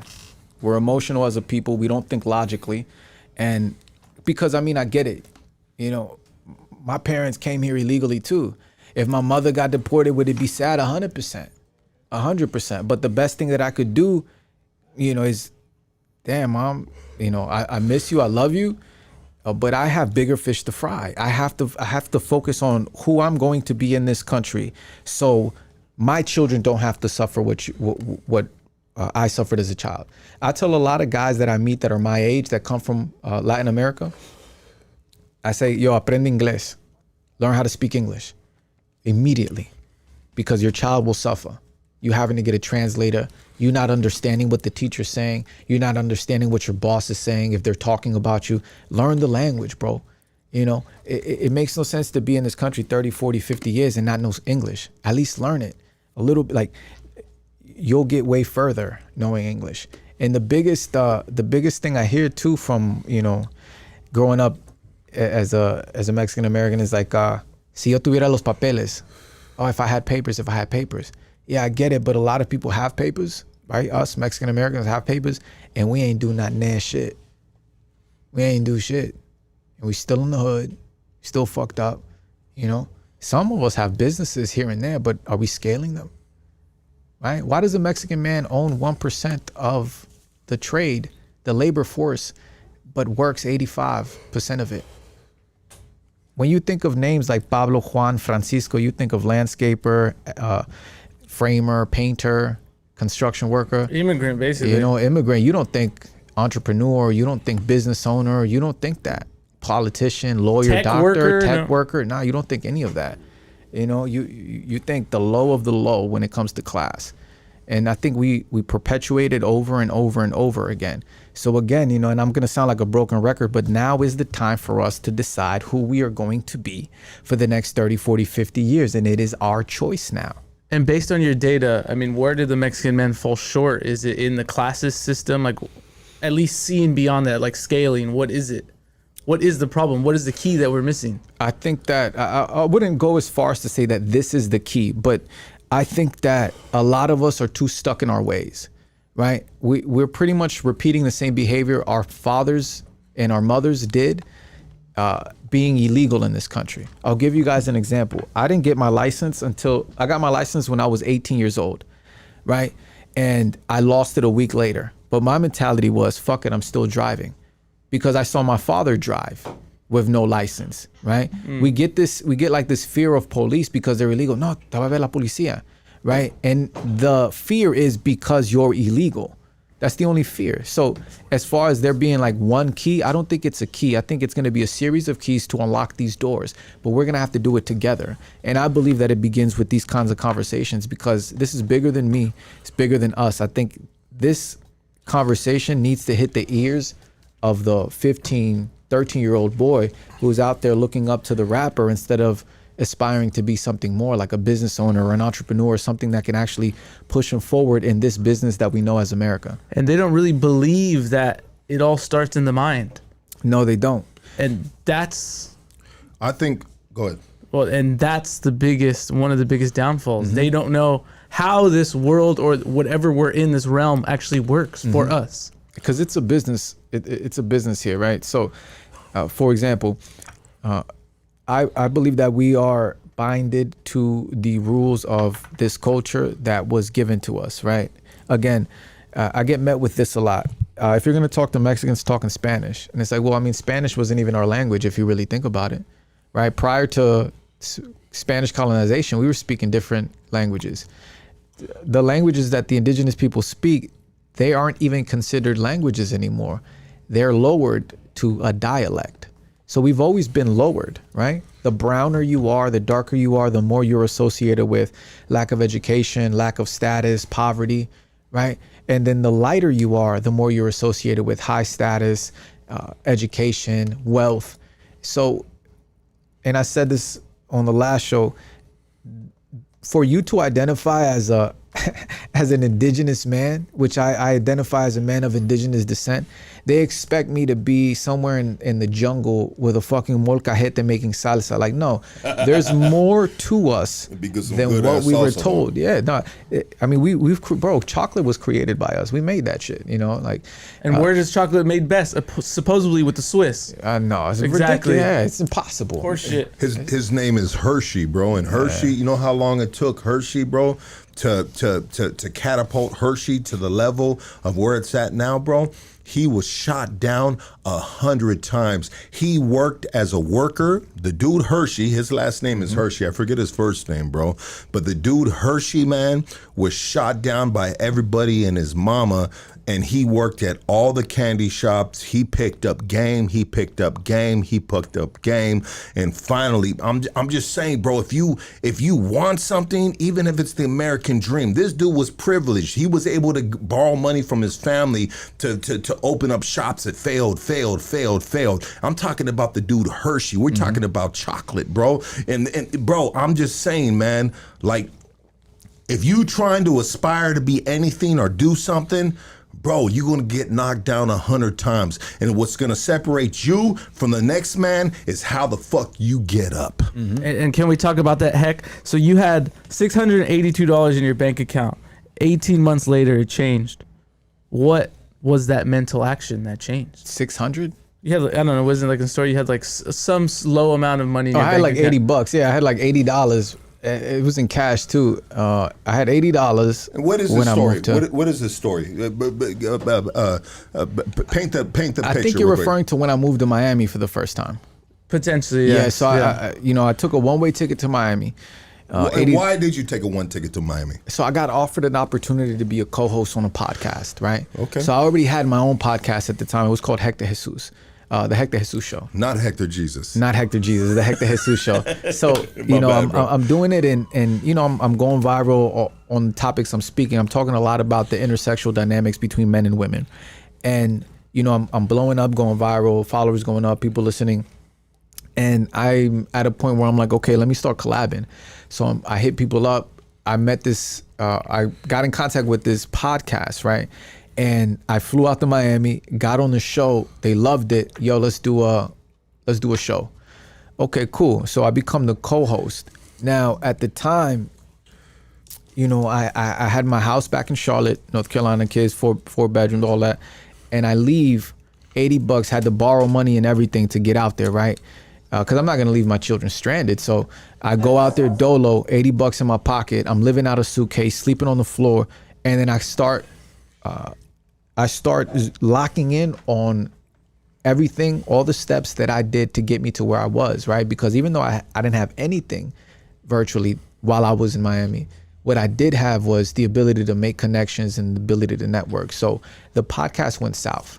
Right, the owner. Why did it go south? So the guy who ran it, he was stealing from everybody, right? So he was just putting money. The money was funny with him and his people, and sounds like hood stocks. Go ahead. And everybody pretty much were like, yeah, now we're not fucking with you anymore. So it stopped, and I pretty much had to get a job at the time. I was working at a gym because I thought, I'm like, what's gonna be the best move for me to do at this point.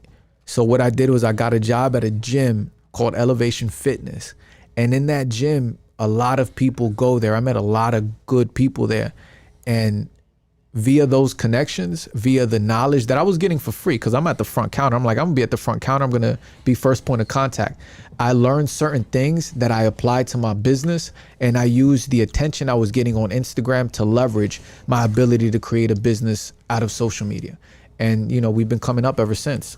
And the more I solidify these steps, the more connections I make, the more opportunities I get, and now we're on this lovely show. Hood stocks, baby. Let's go. Yeah. Hey, I just opened up the phone line right now. If you'd like to tap in with Mr. I Am Hector Jesus, this is your time right here. You know what I mean? Hey, you want to give him some pushback? Give him some pushback, bro. We grown men around here, you know what I mean? Yeah. If you like to pick up some game, pick his brain, call in. And man, let's open up the phone line right now. I'm gonna be able to hear them. Oh, absolutely. Oh, that's dope. Yeah, everybody, your girl's gonna be able to hear him. Everybody's gonna be able to hear him, bro. And this is something this is one of our. This is what everybody loves. I mean, we started, and within this community, we started the live phone calls on podcasts, bro. Mm-hmm. Nobody did. Light this one up. Oh, you gotta light that one up. Light this one up for the callers. Yeah, absolutely. Nobody was doing live callers. Besides the radio, that was it. Before the radio. Real quick, let me see how involved they are. Chat, put a 1 in the chat if you fucking with this episode of Hood Stock. Put a 1 in the chat. Let me see if you guys are really fucking with us real quick. Put a 1 in the chat real quick. And also too, bro, we are going against a boxing match that's on right now. You know what I mean? Oh, wow, there's boxing matches. There's boxing right now, and a lot of cats reached out and said, look, I'm going to watch the boxing. I'm going to have to catch it next time. But shout out to East Los, Boyle Heights. They're missing a lot of game, though. Yeah, but they're gonna get it, bro. They won't. Look at, there goes a 1. Oh, there goes a 1. There we go. Got some 2s. It's cool. I see them 1s, baby. Hey, they fucking with you, bro. They fucking with you. Shout out to all 400 people tapped in right here on a Friday night, bro. Appreciate you guys. I see them 1s. Yeah. So what I did is I did let's get this phone call right here, dog. Here you go. Hey, you're on Hood Stocks. Talk to us. Yes, sir. You're live, baby. All right. I got a question for your guest. Yes, sir. All right, man. Hey, my question to you is, yes, sir. What's your biggest challenge you face, and how did you overcome it how did you overcome it to achieve your current success? That's a great question. And it's going to sound cliche, brother. I appreciate your question, though, man. The biggest challenge was admitting that I was afraid and not being afraid to admit it. Because, again, we create this identity to protect ourselves from the environment we grew up in, from the neighborhood we grew up in. It might even be from our family, ridicule from our family. Don't do that. It's going to fail. But you have to admit that you're afraid to fail. However, you're going to do everything in your power to make sure that you don't. So once you're honest with yourself, you let go of the ego. There's a book, and I recommend it to you. It's free on YouTube. It's called Ego is the Enemy. If you're able to destroy your ego, rebuild it, destroy yourself, rebuild yourself, you'll be able to fight that, man. You know, you create your own challenges. So your biggest challenge, your biggest enemy is going to be you. You are going to be your biggest enemy. Identify that motherfucker, destroy him, and create the man that you want to be. Let's go. I like that, bro. Let's go. Hey, appreciate the call, bro. That's the most, hey, can I say a comment before you let me go? Absolutely, brother. Hey, man, I just want to say that was like the best advice I heard all year. And with that, let's go to the next caller. I appreciate you, Really baby. appreciate Hell that. yeah, dog. So the problem within the streets, you know what I mean? And what Hoodstocks basically represents is the streets of Los Angeles, Southern California. Shout out to all the Norteños that tap in right here as well. You know, I ain't gonna leave you guys out, bro, because a lot of you guys DM me, a lot of you guys support this. You know what I mean? And this is grown man shit. So anyone that's gonna say, "Hey, fuck them," dudes, nah, dog. That's the other side of the coin, like the legend Shooter once said. Our bro, growing up, my biggest enemy has been my ego, bro. And it was a falsified ego, bro. It was someone that I thought that I had to be or that I was. But my true essence wasn't that guy, bro. I was really a good guy, dog. You know what I mean? But my ego amongst in the jungle was telling me that I had to be this guy. And so maybe I had to be that guy to survive. Yeah. You know what I mean? Like, you know what I mean? Sometimes survival, you got to be that alter ego. You know what I mean? That other person. But in reality, bro, we really good people. And if you ain't a good person, then fuck you, dog. You know what I mean? And you belong somewhere else, which there is a small percentage of them. But really, all bad guys are really good guys, dog. Let's get this next phone call. You're on Hoodstocks. Talk to us. Hello? Yeah, you're live, my dog. What's your name? Where you calling from? What's up? Rick from Las Vegas, my bro. Las Vegas in the house. Let's go. Good subject, dog. I'm right here. I'm on my way to work. I mean, I'm listening, tapping in, and I'm like, man, this is a great subject, dog. Man, go get that money, man.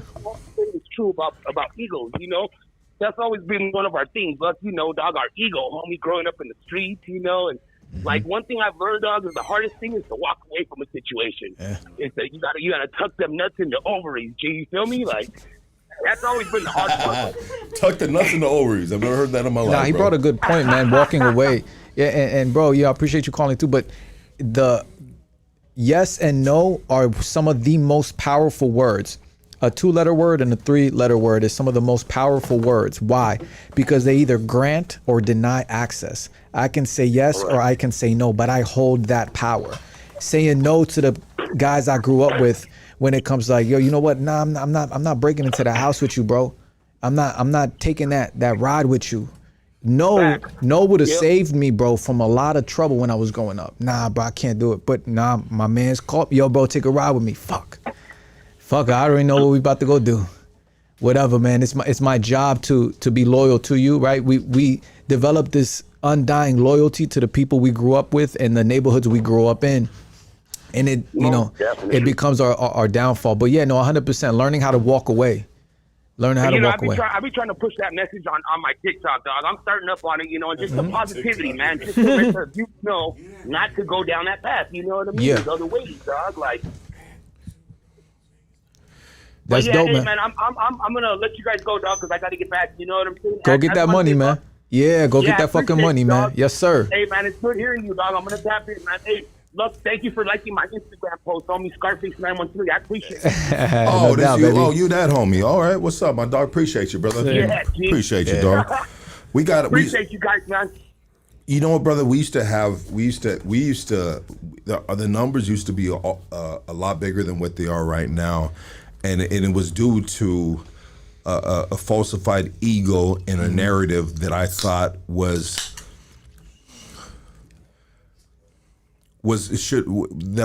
and I should be relevant, which it should be. And I involve politics in this podcast, the street podcast, bro. And I went rigid to one side because of me trying to escape the woke side. You know what I mean? And I involve politics government politics on a street politic podcast, bro. And the worst thing you can ever do is do that, dog. It's like suicide almost. You know what I mean? Politics and religion. Yeah, you know what I mean? Yeah. And I'll forever learn from that. And I know the numbers will get back up. You know, these lives on a Friday night used to be fucking double the viewers, you know what I mean? And I made a mistake. We learn as we go, you know what I mean? And 360 people though. That's 360 people watching us right now. And I'm not discrediting the people that are here, and I love them. But let's get this call right here, dog. Hey, you're on Hoodstocks. What's your name? Where are you calling from? Yes, sir. Richard Business Network. Where are you calling from, bro? Calling from Texas. Texas in the house. Let's go, baby. Yeah. What's up, Texas is somewhere I want to go. What's up, fellas? What's up, brother? Hey, man, I want to touch on something real quick that the guest mentioned when you asked him about the protest immigration situation. And the guest said that he feels that this is not a Mexican American's problem, right? Yes, that's what he said. Okay. I would like to push back on that and just make this point. I would just like to say that that's a little ungrateful of you to say, bro, because at the end of the day, your parents made that sacrifice so that you can be talking about what you're talking about now. Well, let me stop you. Let me stop you there real quick. Let me stop you there real quick, brother. I don't mean to interrupt you because I do want to hear what you got to say. I didn't say it's not my problem. I said it's not our fight because we have bigger fish to fry. But continue. Okay. Yeah. Well, it doesn't change much. I believe that if you were grateful, you would make it your fight. Okay. I disagree, man. I think that if I'm focused on something that my parents should have fought for, I'm ignoring what I have to fight for. And what I have to fight for, and I'm gonna echo what I said earlier today, what I have to fight for is who we're going to be in this country for the next 20, 30, 40, 50 years. The last 20, 30, 40, 50 years, they passed already. Our parents came here illegally. We're grateful that they came to this country and allowed us to be born here, right? Whatever, anchor baby, whatever they want to say, right? Grew up EBT, that everything they want to say about us, brother. I grew up poor. However, my fight isn't that. I'm legal in this country. I'm supposed to fight for the next set of Mexican Americans that are going to be born in this country. And focusing on that, I think, is a misplaced energy. I have to focus on who we're going to be for the next 20, 30, 40, 50 years. Wouldn't you agree? Yeah, I agree, but I also think that you're starting with a flawed premise. Well, no, let me jump in real quick and just say something real quick. So Yes, what's happening right now? What's your name again, dog? This is Jay from South Texas. Jay, what's happening right now, bro, is the inevitable. Like we honestly we can't stop it. Like we can like try to like prolong it for a couple seconds to let a couple individuals try to get away, but we cannot stop what's happening right now. It's not gonna happen, bro. You cannot stop it. You can protest, you can break windows, you can catch yourself a federal charge because that's what it's gonna be. It's not gonna be state charge. It's gonna be feds. You're gonna be in the feds. But you cannot stop what's happening, bro. You can show the world, you can come out in the news and let them know that these Mexicans about the life and they ain't putting up with this shit. But at the end of the day, dog, there's nothing but the pain and loss that's gonna happen with the actions of the people out there. Now, I've been out there in the protests, bro. And even when I was out there in the protests, I told my primo right here, my primo PJ, I was like, damn, dog, like, all right, yeah, I feel like we're doing the right thing. We're on the right side of history. But what the fuck are we really doing right here? We like on four corners of these streets, bro. Cars are passing by honking their horns. You know what I mean? Like, yeah, that's cool and all and shit. But half the people that are passing by honking the horns, they all Mexican, bro. Not even half. All of them are Mexican. But anyways, I say this. So I will agree with the homie in the sense of this. We have to do better now for our future. For the future generation. Yeah. You know what I mean? What's his name, brother? And that what's necessarily may not be out there smashing a fucking federal van window, dog. That might detour your legacy, bro, with your kids, bro. Yeah. Because now you go to the feds, and I'm not. Believe me, bro. I respect everybody because we passionate motherfuckers, bro. We passionate as fuck, dog. We about that life, you know what I mean? But what about the homies or the dudes that go to prison, bro, over this shit, and now their kids gotta suffer from this shit, you know what I mean? So we have to find a better way, is what I think. And I think that's what he's saying too. Yes. Okay, so I believe that the protest, bro, is a start, right? Because we can't go down just without a fight, right? Exactly. Correct. So different people have different roles. I believe, like I said, the protesters are the start, you know, to get the message out there. But I believe that the people with the platforms are the ones that should throw it at the mainstream media. You know what I mean? We shouldn't just say, well, it's, as a Mexican American, it's not my fight. And I believe that they are throwing it at them. At least some of them are. Do you speak Spanish, bro? Yes. Call it. Okay. So one time I asked my father, right? I don't know if you guys remember, maybe like 15 years ago, they was doing this whole mass deportation. Granted, they've been deporting or trying to deport Mexicans since 1912. Yeah. You know what I mean? Like there was a thing called Operation Wetback where they deported thousands of us, almost millions of us, right? So I'm gonna tell you like my father told me. I asked him, "Pa, ¿poco no tienes miedo que van a deportarnos?" He said, "Mijo, yo he estado aquí en este país 30 años y todavía no me agarran." Straight up and down. 30 years. You know what I'm saying? So it's like, what am I gonna do? I'll come back. You understand what I'm saying? So it's one of those things where, how can we spend 15K on a fucking quinceañera, but we can't spend 15K with an immigration lawyer, right? Pero para la quinceañera, bien que ponemos, este padrino para el pastel, este padrino para el videógrafo, este padrino para el salón. We could do that, but we don't have enough money for immigration lawyer. You see what I'm saying? Yeah, So, of course. sure. Yeah, that's part of the sacrifice, Okay, bro. That's part of the sacrifice 100%. that our parents did. But that's so a that cultural to thing, care brother. to- That's a Are cultural you thing. ashamed of that culture? Are No, you ashamed of that? me saying that us spending 15K on something that's irrelevant, what does a quinceañera really do for our daughters long term? I mean, it really represents something that you don't even want to think about. That she's, You know? She's about to get fucked. yeah. You see what I'm saying? Really? And Straight not up. only that, I'm gonna talk about what you said. Bro, I wouldn't say that. Listen, listen to this. You know what I mean? Bro, Hey. what's your Deep name? down, I want to address you. What's your name? A J. Jay. Jay. No, Texas. Jay, regardless of how I dress, what I say, I can never be ashamed of who I am. At the end of the day, bro, I'm a fucking Mexican man. Tengo el nopal en la frente, bro. Pero real shit, a veces la raza ni la chinga, son. What are we really doing? No, The- wait, the- no, pero watch out, pero watch out. The protest, Where- hold on, let you me can finish. say that you're The Mexican, bro, you can protest, say- no, listen. The protest, what are we really doing with that protest?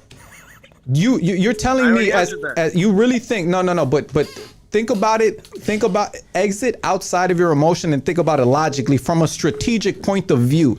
If we're playing fucking chess with America, do you really think throwing all our pawns all at once to the American government by throwing fucking stones at ICE trucks like a bunch of kids in Baghdad is gonna really, we're throwing toddler tantrums, brother. We're not doing anything but perpetuating the image that's already thought of us, right? It's not about being ashamed of a culture. It's about holding us accountable collectively as a group of people. Who are we in this country? Who are we going It's to not exist about as? And parts Well, of our it's culture not are about flawed that, and but Well, unsmart. let me It's say not this. about- it's not about- Jay, what have you done for the protest? What have I done for the protest? Yeah, what have you done in regards to the immigration raids? What have you done? Well, I've actually been through immigration, bro. I have a personal story. No, what have you done? No. Fuck the story. I got a story too. What have you done for the immigration raids? Short answer, really. Easy. I protest as well Where? in Dallas. In Dallas. Okay. Yes, sir. Okay, in Dallas, and why are you free Yeah, right but now, don't bro? move the goalpost, bro. Why didn't you go to jail, bro? Why didn't you go all out? But you're moving the goalposts right now, bro. I What might I'm be, saying bro. is that- I might be, though. Yo, No, Jay. you Jay, check this out. Because- So what Okay, I am moving the goalposts. You are correct. Look, you know, and I don't want to just, but this is necessary. This kind of conversation, you know, we don't expect everybody to agree, but how many Mexican men? How many? Jay, hold on. Let me ask you the question, Jay. Jay, let him finish. Let me though. ask you the question, Jay. Jay, let me ask you the question. How many Mexican men have you helped? A lot, bro. What is a lot, though? How? What is a lot, brother? Fuck a lot. How have you Yeah, helped them? let's talk about numbers. How many Mexican men have you helped truly change their lives? That shit don't matter, bro. It does matter. Okay, see, I can't. Jay, Let me close out with this. No. Look. Jay, you closed out by saying it doesn't matter. No, You closed out by saying it doesn't matter.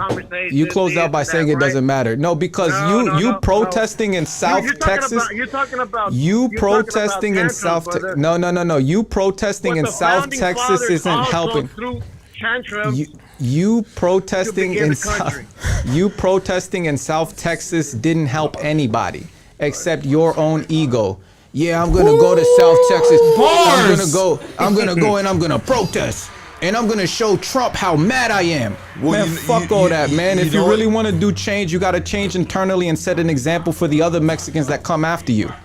You can't sit there and.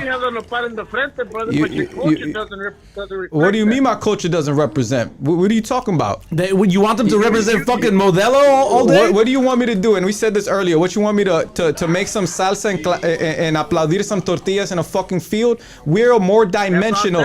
We're more. No, listen. We're okay. Then let me ask you this: who runs Mexico? A Jew. Who runs Mexico? No, motherfucker. China runs motherfucking Mexico, boy. Let's go. China runs Mexico. The indigenous man, Jay, the indigenous man don't run shit. People talk about California, Texas, Nevada, Oregon belong to Mexico. That shit belonged to the Spaniard kingdom. Motherfucker, it didn't belong to the indigenous man. That land was stripped from us thousands of years, right? 500 years, the Mexican man, the so-called indigenous man was enslaved in encomiendas by the Spaniard, and that land belonged to the Spanish kingdom. The indigenous man is looked down upon by his own fucking people. And you're telling me I don't represent, and you're telling me I don't bow down to no man. Hey, yo, Jay, ain't no white boy ever tell me I can't do shit. I'm a Mexican man in America, boy. I'm a Mexican man. I can do anything I want to do as long as it coincides with the constitutional rights, boy. You fuck you talking to? My mama crossed the border just like your mama, boy. My exactly, and as a Mexican man in America, my job is to make sure that I utilize the opportunity that was given to me by my. But yo, how am I forgetting? Oh my, come on, Jay. Gave you that opportunity. No. America gave me that opportunity because my parents had the balls to cross this motherfucking border illegally. So now it's my job to not dwell in the past and think of the future for the next 30, 40, 50 fucking years. What are you talking about? You sound emotional, brother. You sound emotional. You protested to stroke your ego. I despise my ego being stroked. What have you done for the Mexican man? Oh shit! I should show you my DMs, man. How you many? Just fell for I should the show trap, you my Jay. DMs, Good bro. job. How many men that are Mexican, young Mexican men? That's to stroke your ego. No, okay, okay. I help Mexican men to stroke my ego. Right, I help Mexican men to stroke my ego. I teach them how to get fit. I teach them. Be more grateful, bro. I teach them. Be more grateful. I would argue. Well, let me tell you this, Jay. I can. This isn't your issue, bro. I can guarantee you. You're right. It probably is. I didn't say it wasn't my issue. I said it wasn't our fight. I said it wasn't our fight. I said it wasn't our fight. I think you feel some type of way that you don't have a platform with which people are willing to listen to you. Because if you truly did, if you truly did, but nobody sees your face. Nobody sees your face. What are you talking about, Jay? I'm gonna leave you with this advice, Jay. Look in the mirror, and if you truly want to change something, don't go protest and change it.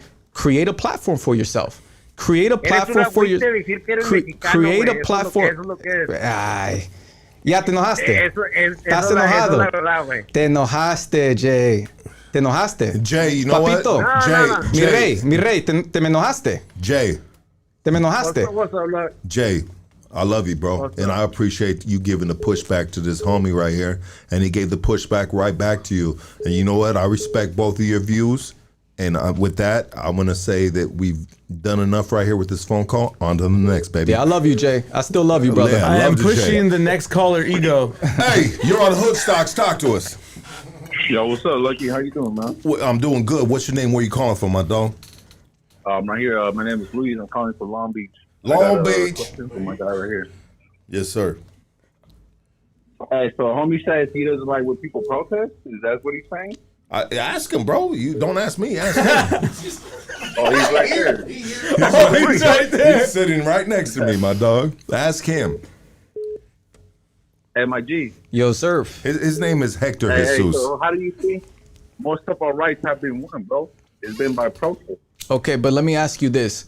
What is the protests that we're doing now doing for us collectively in America? What is it doing for us? And I think it's mostly blackmail and murder that actually gets things Bro, done. we're just showing our support. That's what it is. We're showing our support, or are we showing that we can't control ourselves emotionally? Bro, what the fuck are you saying, bro? What does that mean? Because there's a lack. It's a fucking protest. Yeah, no, but see, there's the right way to do it and there's the wrong way to do it. There's a strategic. Hold on. There's a Let me get. Hold on. What's your name again? There's no right way to protest. Hold on. Bro. Long Beach. Hold on real quick. So I'm gonna kind of jump on your side real quick, Long Beach. So Hector. Go ahead. So when we had Martin Luther King, we had all these great leaders in the black community pushing the agenda for the black folk. You know what I mean? And that came with a lot of protest, and with that protest came change. You know, and so it was very impactful for the black community. So why should not the Mexican community, you know what I mean, follow that lead in a sense, because that is history. You know what I mean? And we follow history, right? I never said we don't protest. I said that there's a right way and a wrong way to do it. Yeah. There's a strategic way. Tell us the right there way. was there's a strategic. Well, if you let me finish, brother, I'll tell you. There's a strategic way. There's a strategic way of us protesting, bro. That's gonna be more impactful than us throwing rocks at cars and burning shit. Shit. Well, we said it earlier. If you were tuned into the entire show, you would have heard. How about we don't go to work for 30 days? How about we don't go to work for 60 days? Yeah. As all Mexicans in America, or Mexican Americans in the working class, that will really change things. You know how much we control in the labor force? Well, you know how many people live paycheck to paycheck? Okay, bro? and that's right. exactly. Bro, but that's real change, bro. That's real change, bro. Hold on. But with change comes sacrifice, bro. But I get what you're saying. You know what I mean? I get what you're saying. We live in paycheck to paycheck, just like I am. You know, and so, exactly, yeah. but in all actuality and reality, is people that are playing it safe aren't willing to do that, but bro. Put it like this. Hey, who's out there? Youngsters, bro. Youngsters are out there, bro. Go to work for fucking 2 months. Bro, who's out there? Youngsters, not grown people that are taking care of their families. Some of them are out there.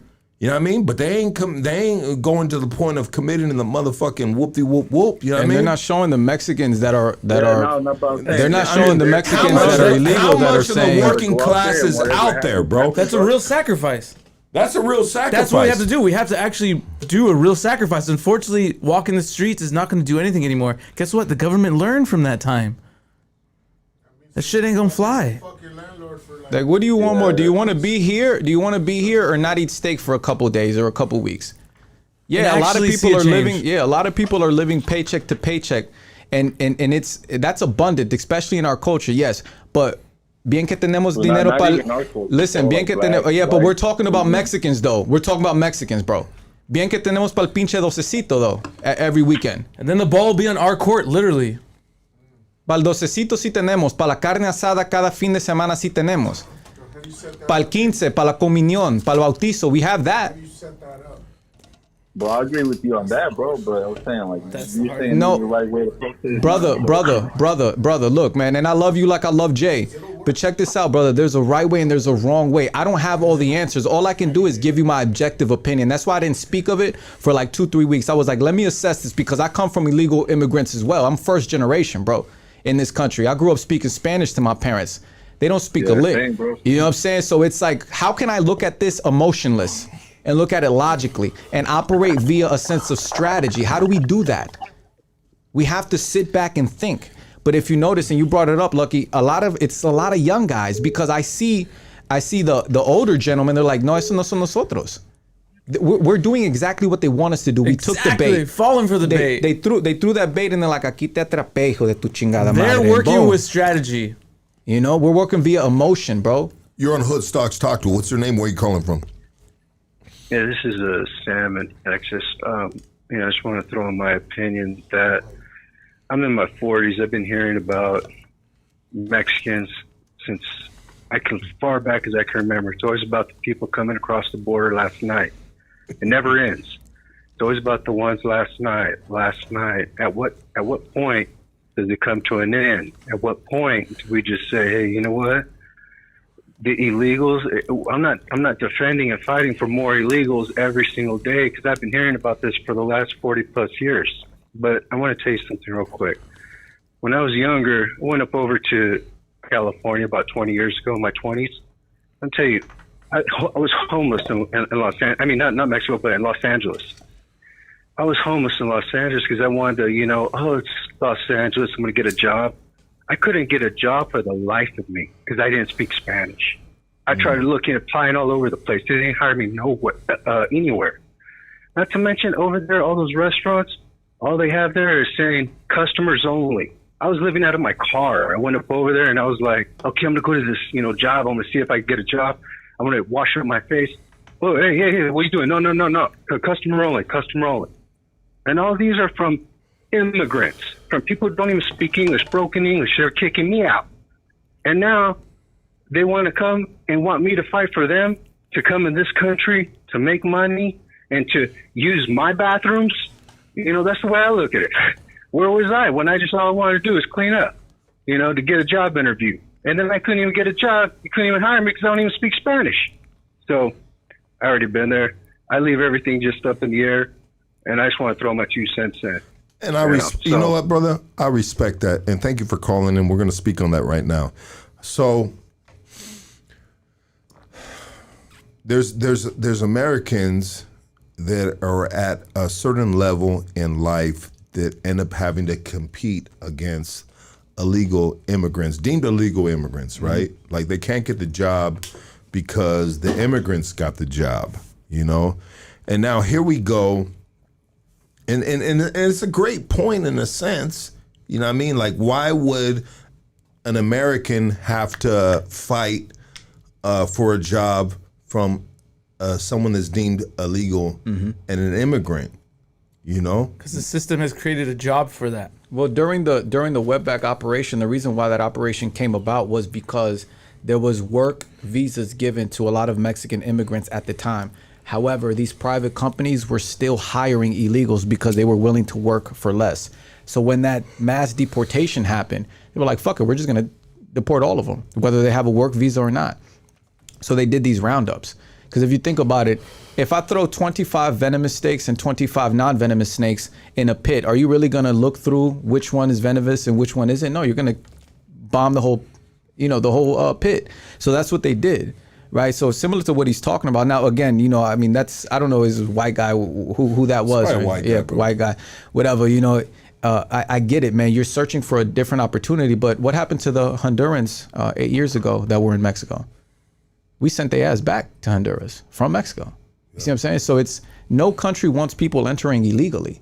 I have to a certain degree, if I'm running a country, I have to understand, you know what? I don't want to take jobs from the people who are here as citizens. But what happens is our emotions become involved because our parents are illegal, right? Would it be sad? 100%, but I can't be angry at the government for doing its job. What I can do is I can move forward with the opportunity that was given to me in this country by my mother and my father entering illegally, right? So the first caller, I think it was Jay or the being ungrateful, I think that the mistake is he's operating via emotion and he's not understanding that the most logical thing for us to do is, okay, well, what are we going to do with this opportunity? Are we going to dwell in the past or are we going to move toward the future? We have to move toward the future. We got to keep going forward. We can't keep thinking about the past. And See what I'm saying? and speaking of past, unfortunately, this will pass. Because this is not the first time this has happened, bro. It's just we in an era of technology, internet, so on and so forth, social media platforms, where it's getting amplified 1,000 times. You know what I mean? But there has been administrations privy to this, that have done the exact same, but they haven't done it in the aggressive manner that Trump is doing right now. There's 3 documented immigrant roundups. One happened in like 1912 or 1910, and the other one happened in 1954. If I'm not mistaken, the one that happened in 1954 was the one that happened in 1912 was Operation Wetback, and that's what they called it, Operation Wetback. This is documented, right? And that's what I spoke about when they were hiring Mexican immigrants with work visas, but these private companies were still hiring illegals because they were willing to work for less. They were willing to work for less money, longer hours. And what they did was round up everybody and sent them back to Mexico. But they've been doing this for the last 100 years. And how are we still the majority? They're not as successful as the media portrays it to be. They show the most emotionally triggering videos to round us up and make us act like we acted with the protests that happened a few weeks ago. Is the caller still on or he hung up? No, he's gone. He's gone. Yeah, I mean, but I just wanted to let that.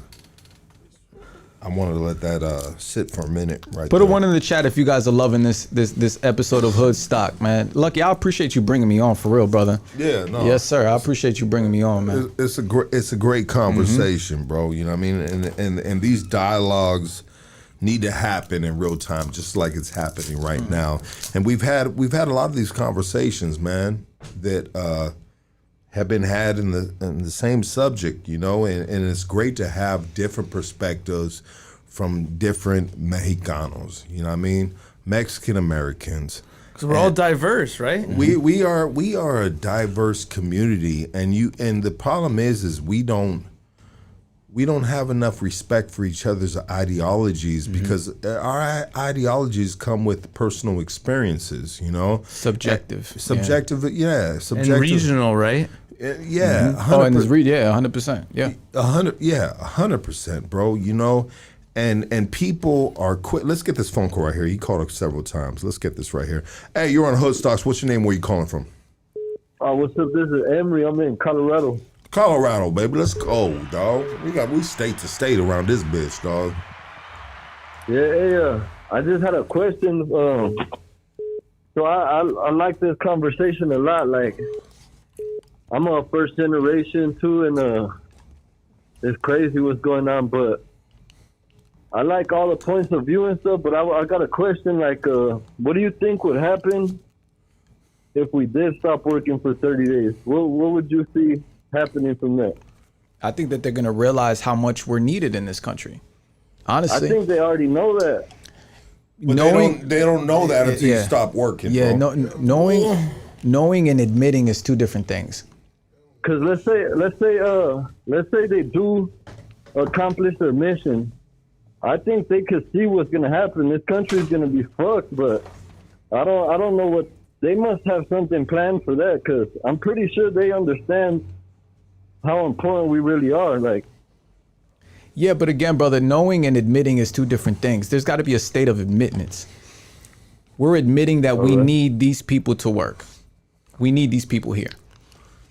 Yeah, just knowing it, just knowing it, it doesn't really do anything. You know, I can know you killed them, but if you don't admit it and I have no proof, you know, so it's like, okay, I know that we need Mexicans here, but the proof is, well, what happens if they're not here?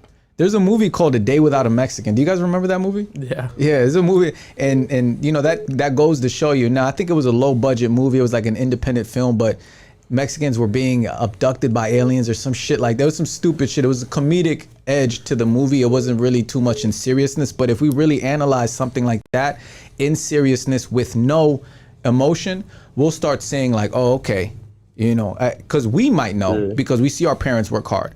But does America as a society know, or are they willing to admit it? right? No, it's crazy. Like right now, even where I work right now, it's a lot of and I could picture it if they took them and all that shit.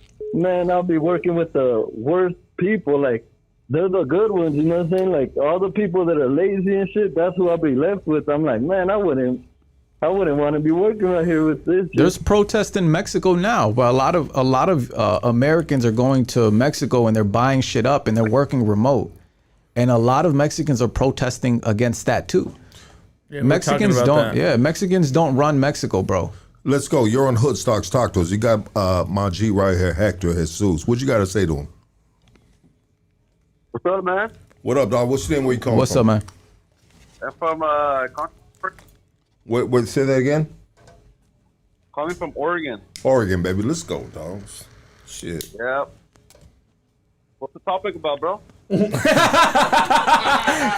that a real question? Next caller, bro. Next caller, bro. Man, you can't call in and be like, "What the fuck are we talking about?" He said, bro? "What'd you guys just say?" Just so you guys are You live. gotta really be in tune to what the fuck we talking about. Yeah, you can't come in. You can't come in the last minute and just want to get on the call, man. Yeah, absolutely. You know, what I mean, we gotta hang up on you, bro. What was this?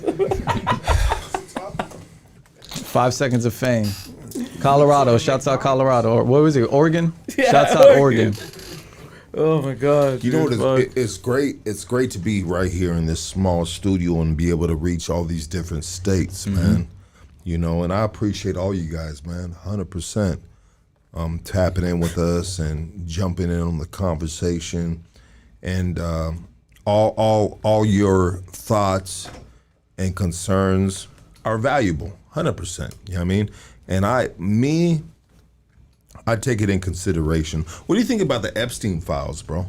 I never looked into that. I mean, I don't, I think I know the YouTube algorithm is kind of funny, but PDF files, I think they all need to be destroyed. I don't agree with any of that. What do you think about this administration we have going right now? I don't get into politics, man. I don't get That's into, good- you good know what for I mean? you. Like, it's just, I'm more focused on the people that I'm helping, the clients that hire me, and how I can help them in their personal lives. Because at the end of the day, I mean, the change has to start with inside of us. Do I lean a little bit towards a certain side when it comes to values and principles? Yeah, you could say that I'm a bit more traditional or a bit more conservative, but I don't pick either side, because at the end of the day, I'm not going to identify with the labels that were given to me by my oppressors. And I made a big mistake on that, bro. And I voted for Trump. Everybody knows that, bro. Oh, I can't vote. Yeah, no, I can vote. Oh, really? Yeah, I can vote, and I got mad felonies, bro. Really? Yeah. Oh, then I guess I can vote. Oh, No, shit. you can't vote. Yeah. A lot of people think they can't. Hey, but you California, they don't check IDs, dog. Anybody Really? can vote. Get out of here. Oh, shit. can. But I wanna say this. Well, why did you vote for Trump when you did? The reason why I voted for Trump was for personal reasons. It Okay. had nothing to do with immigration, nothing like that. Because Yeah. at the end of the day, Taxes? Both sides of my families are third generation, bro. They already fought that fight. Yeah. You feel me? They already fought that fight. They've been through that shit with Reagan and so on and so forth, bro. They fought that fight, and they set me up in a position in life where I don't have to worry about that. Yeah.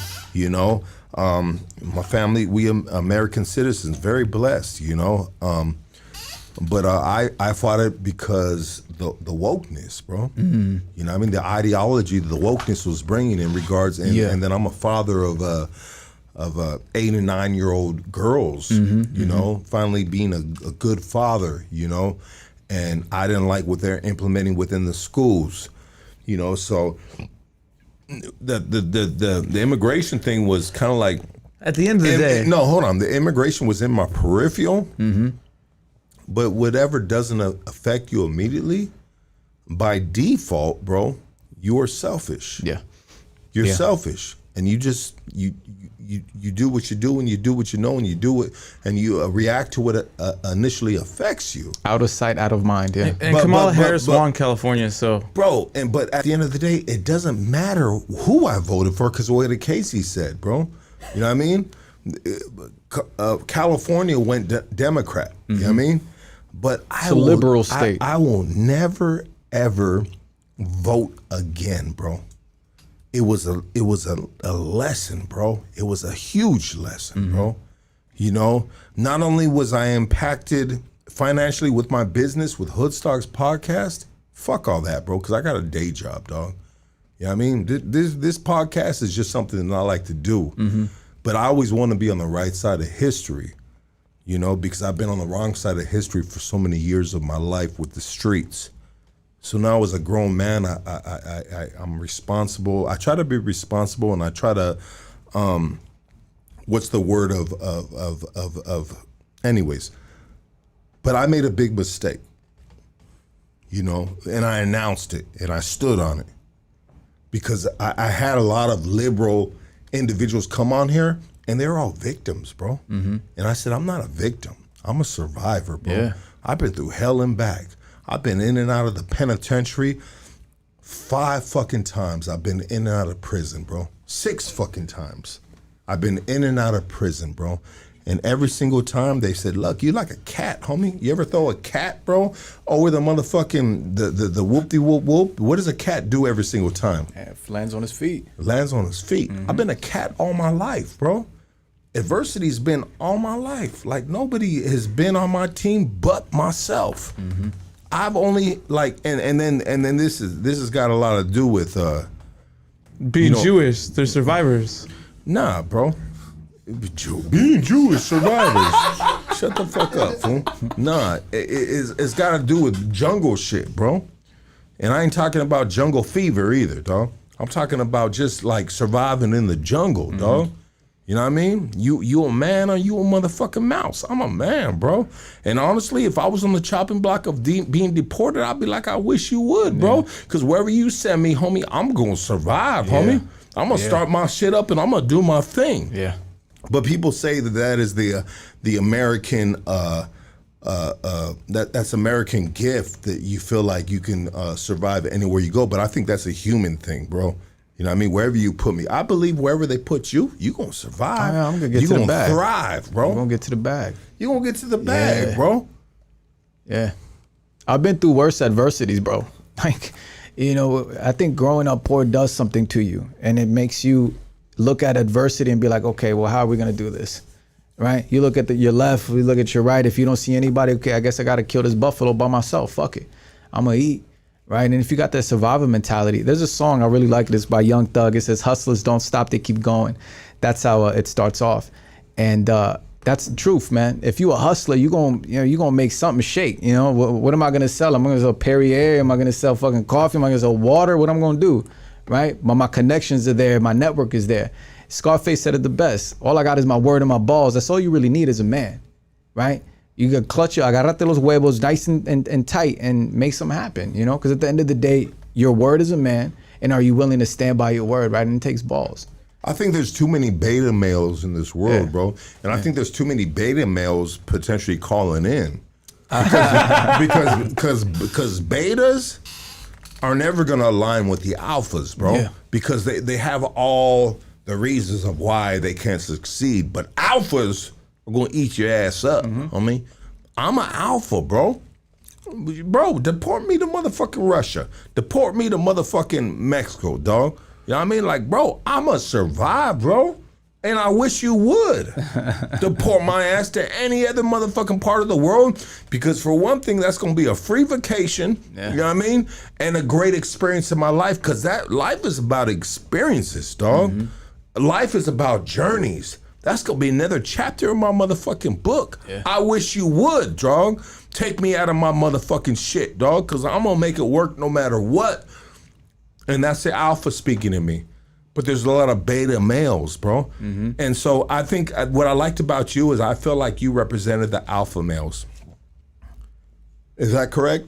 I would say I don't like to identify with alpha male because I think that it gets misconstrued. I think that a lot of people associate alpha male with like assertiveness, which it's part of it, right? But a man needs to be multidimensional, in my opinion. So a man has to have the ability to enter and exit every single dimension of himself, right? So as far as alpha male, I think that the people around you will classify you as whether alpha or beta. Because if you really look at it, there's different archetypes. You got the alpha, the beta, you got a delta, you got a gamma, and you got an omega male. If you look at the pseudoscience behind the socio-sexual hierarchy. And omega, wow. Yeah, so there's different archetypes. Now, would I align with the characteristics of an alpha male more? 100% I could identify with it. However, the circle you're around, because you can be an alpha in this circle and then be a beta in this circle, right? Yeah. But being the beta male, if you look at the definition of what it is, it's just the number 2 to the number 1. But I think now it's been lost in translation to where the beta male is a feminine man. And I do agree with that. A lot of men are too feminine. Soy boys. We're gone? No, I soy said- boys. Oh yeah. Soy boys. Yeah, a lot of them are soy boys. They're funny. They're funny around the gills, right? They're still green. They're still yellow bellies. They're whippersnappers. They don't know no better. You know what I mean? And it's like, I ain't never ran from there.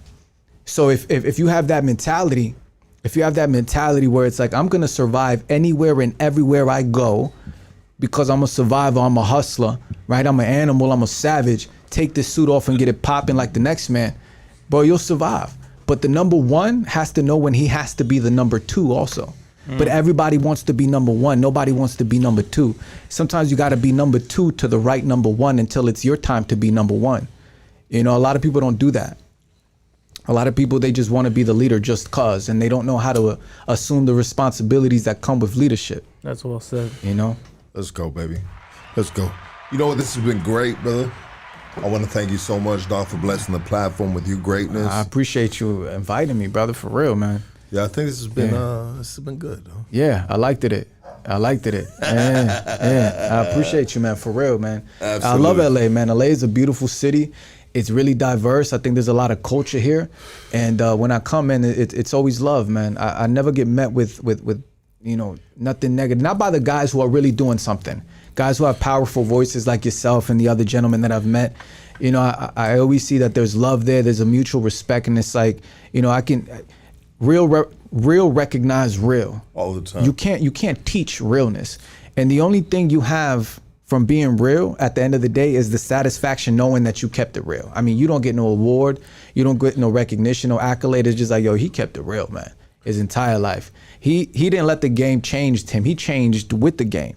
He aligned himself. You know what I'm saying? One of the best things that you could do is recreate yourself, create a different identity, right? 48 laws of power. I'm big on that. 48 laws of power, but most importantly, you never outshine the master. You come on a platform, you come to somebody's home or domain, and you show that respect. Yo, I appreciate you for having me, and I appreciate it's an honor to be here, man, on one of the biggest podcasts here in LA and maybe even the world. Because you don't know how far your voice goes, man. You got a potent voice, brother, for real. I appreciate that, dog. Let's get this call right here real quick. Let's get this call right here just because you give me all those compliments. You're on Hood Socks Talk to us, and I love it, too. Sometimes Did you just stroke Lucky's ego? Nah, sometimes it just feels good, dog. I ain't gonna lie. Because it's real. Hey, you're on Hood Socks Talk to us. Bro, man, What's up, dog? What's your name? Where you calling from? this is Jose Jose. What's up? with the H, bro. Well, yeah, quick, give me a name that starts with the letter H. We're over here in Beaverton. Beaverton? Yeah, it's over here in Oregon. Oregon, nice. Oregon. I think I've been over there before. Got a lot of callers from Oregon today. Yeah. We got a lot of callers, bro. And you guys' conversation and everything, and you know, it's you know, it's just a different well, even in not there's not a lot of alpha males out there, you know.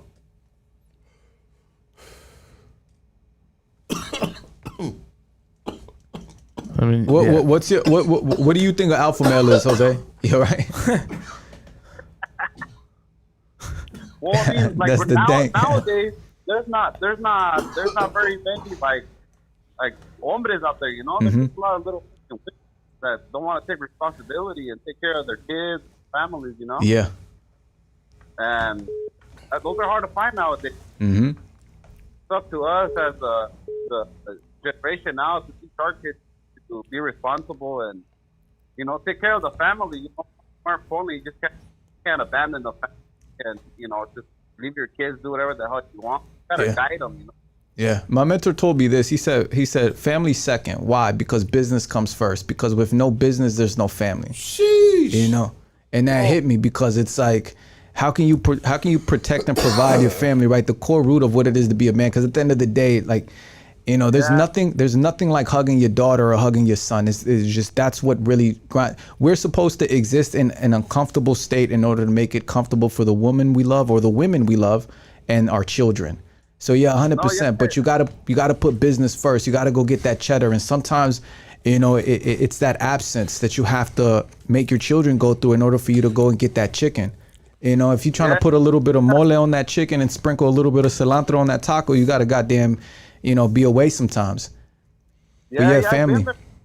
I had my first kid when I was 17, and I haven't even graduated high school yet. But you know, I have 4 kids now, and got a house.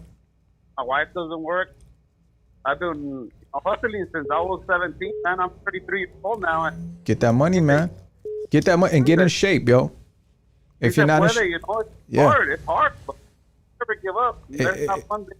It's hard, but it's hard, but if si te aprietas bien los huevos, bro, you could do that shit. You could do that shit.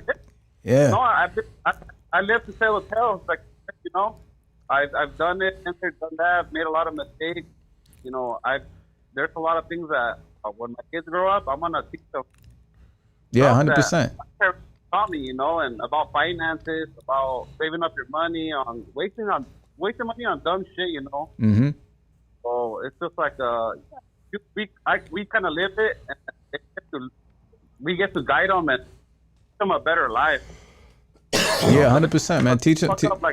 Learn. ChatGPT is gonna be your best friend. Use ChatGPT. Use Claude AI, and get the information on financial freedom and teach your children. Hey, let me say this, guys. You know what? I've been a loser all my life, bro. I've been deemed a loser outside of my realm, right? Inside of my realm, I was a gangster, bro. I was a G. You know what I mean? About one of them dudes, about that life. For real, right? I mean, don't ask me, ask the streets, bro. But in reality, the way I see it, I was a loser, bro.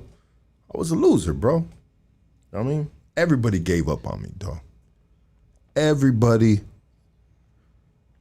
I want to say everybody and their mama, because that's an easy way of saying it, but nah.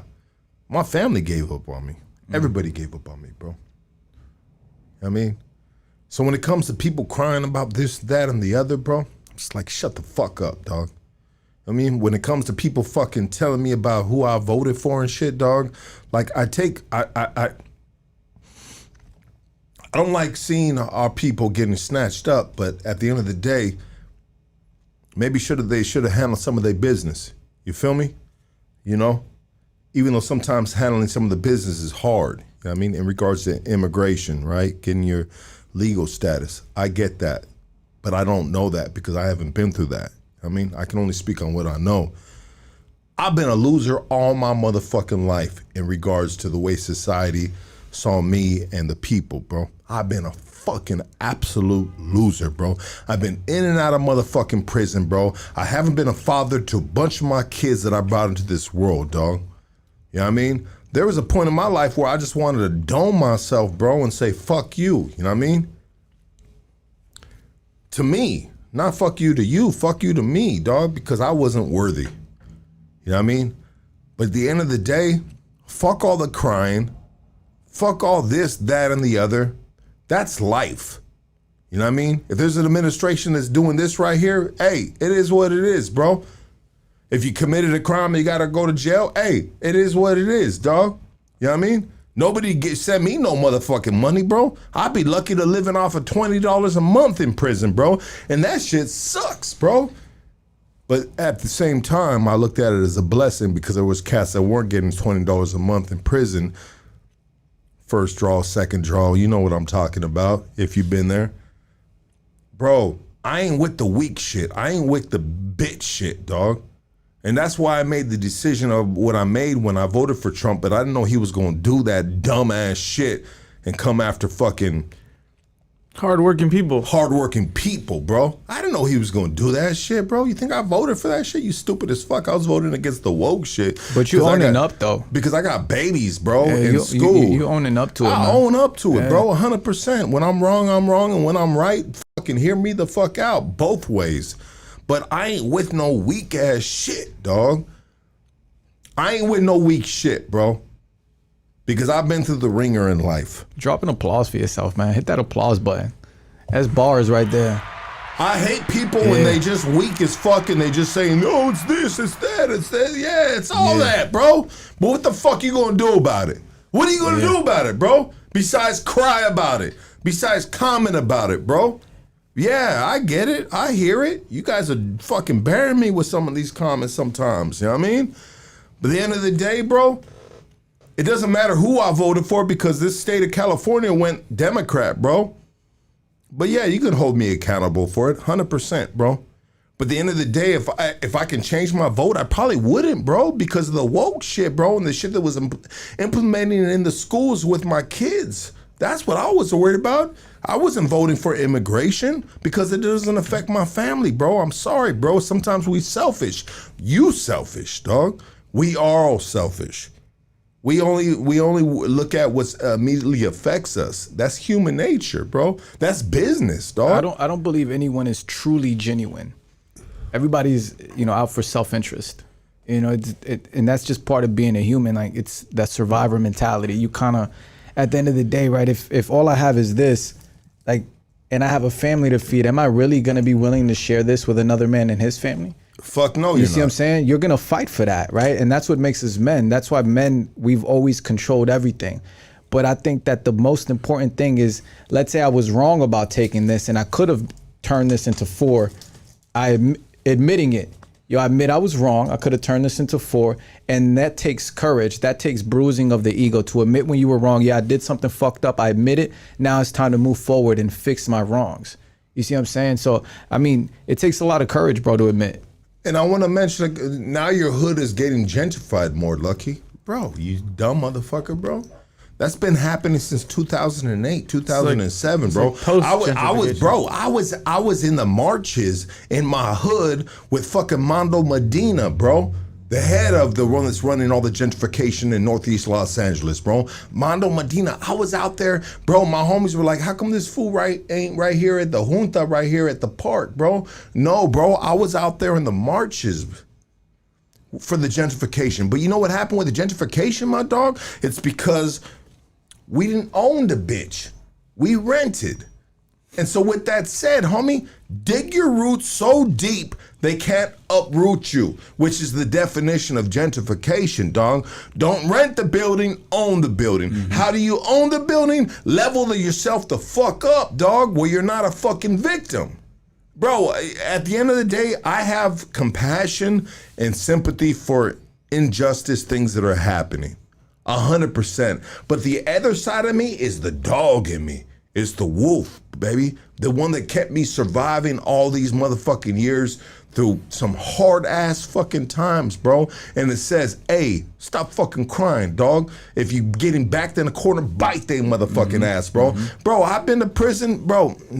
Check it out, bro. I've had altercations with police officers, sheriffs, bro. Physical altercations. You feel me? So when these people are talking about protests, this and that, it's like, homie, like, shit, you ain't even really about that life, dog. Because where I come from and what I've been, dog, we put hands on these motherfuckers, dog. You know what I mean? If we ain't really feeling this shit. But that's besides the fact, and I'm not trying to promote violence, bro, because at the end of the day, that only just, that I had to suffer the pain, and anybody that cared about me, I'm not going to say my family, because my family was just like, hey, he's back in prison. Fuck that dude. You know what I mean? I understand that, you know? Don't be a bitch about life, bro. Don't be a fucking complainer, bro. Don't be a victim. Don't be a victim, bro. Step the fuck up. If you don't like the way it's going, get into politics, bro. Mm-hmm. You know what I mean? You know, step by step, bro. Set it up for the next generation. Don't be a bitch about life, bro, because there's so many motherfuckers that follow me on Instagram that are on this shit that are bitches about life, dog, and they don't want to fucking just take accountability. They're so busy pointing the finger, they're not doing nothing about the fucking actual situation, dog. They're just busy talking shit to everybody else about what the fuck they're doing. Yo. But what the fuck are you doing? They're pointing to us because we got a voice. It's like, oh, well, why don't these influencers talk more about what's going on? But I mean, really, I think it's deeper than just talking about it. I think it's sparking the conversation and then moving forward strategically. I mean, if you really look at it, life is a game of chess. Too many people are playing checkers. With checkers, you can move all around the board how you want, but with chess, you have to move strategically. It's the first move and the last move, right? They played their piece. Now it's time to us to truly play our piece, right? Because what we're doing right now isn't really going to help us. We got to do something deeper than that, something that's going to resonate with the younger generation and the generation that's coming after them. Because again, this is a fight 50 years in the making, and we're finally getting a voice. They finally see guys that look like us with a platform and having the ability to change things. But unfortunately, too many people are playing the victim, man, right? They're getting backed into a corner and they're looking at guys who are willing to fight and asking them why aren't you fighting? It's like, well, there's a time and a place. Now you got to move strategically. Bro, a lot of you cats, check it out, dog. Alex Enamorado, dog. I mean, I love the dude. You know what I mean? But as much as he fought, he was a victim, bro.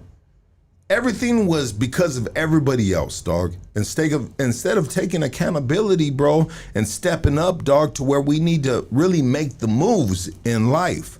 I love Alex, 100%. I used to watch his videos and be like, damn, this dude's a pit bull, dog. This fool's I fuck with him, dog. I fuck with that energy, just like I fuck with the homie energy, right? And these are non-gang members we talking about.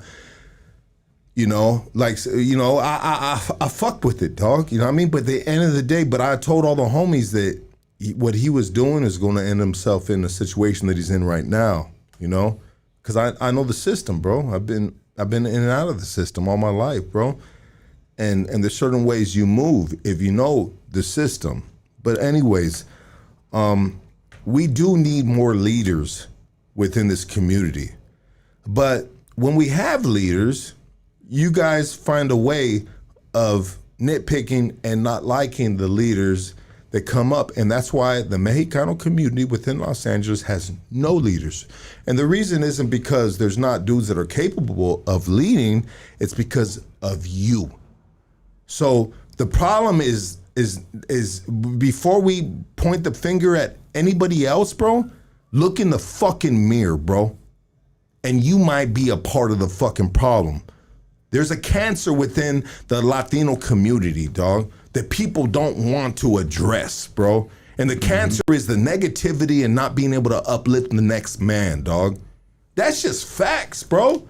That's facts, bro. Latino community is the biggest haters that I ever see, bro. It's crazy. Not even the black community hate on themselves like the way the Latino community hates, bro. The Latino community hates, bro, like on the next level, bro. Biggest fucking haters, bro. Nobody's good enough. If somebody is deemed a bad motherfucker, they're gonna be like, oh, no, that fool's a pussy, dog. I was with him in fucking elementary school, dog. He ducked 3 fades in 1 lunch break, bro. Latino community's a big ass fucking hater, bro. Yeah. And you want motherfuckers to be strong. You want motherfuckers to come together. Why? So you can crucify them motherfuckers, bro? That's the facts of this shit, dog. And this is coming from a half breed. I'm half Mexican and I'm half Jew, dog. But I'm 100% street dude and a gangster and about that life, bro. For a lot of years of my life. Now I'm a daddy, bro. You know what I mean? But you know, if you run up on me, bro, I'm not gonna bow down, bro. You're gonna kiss the motherfucking throne, dog.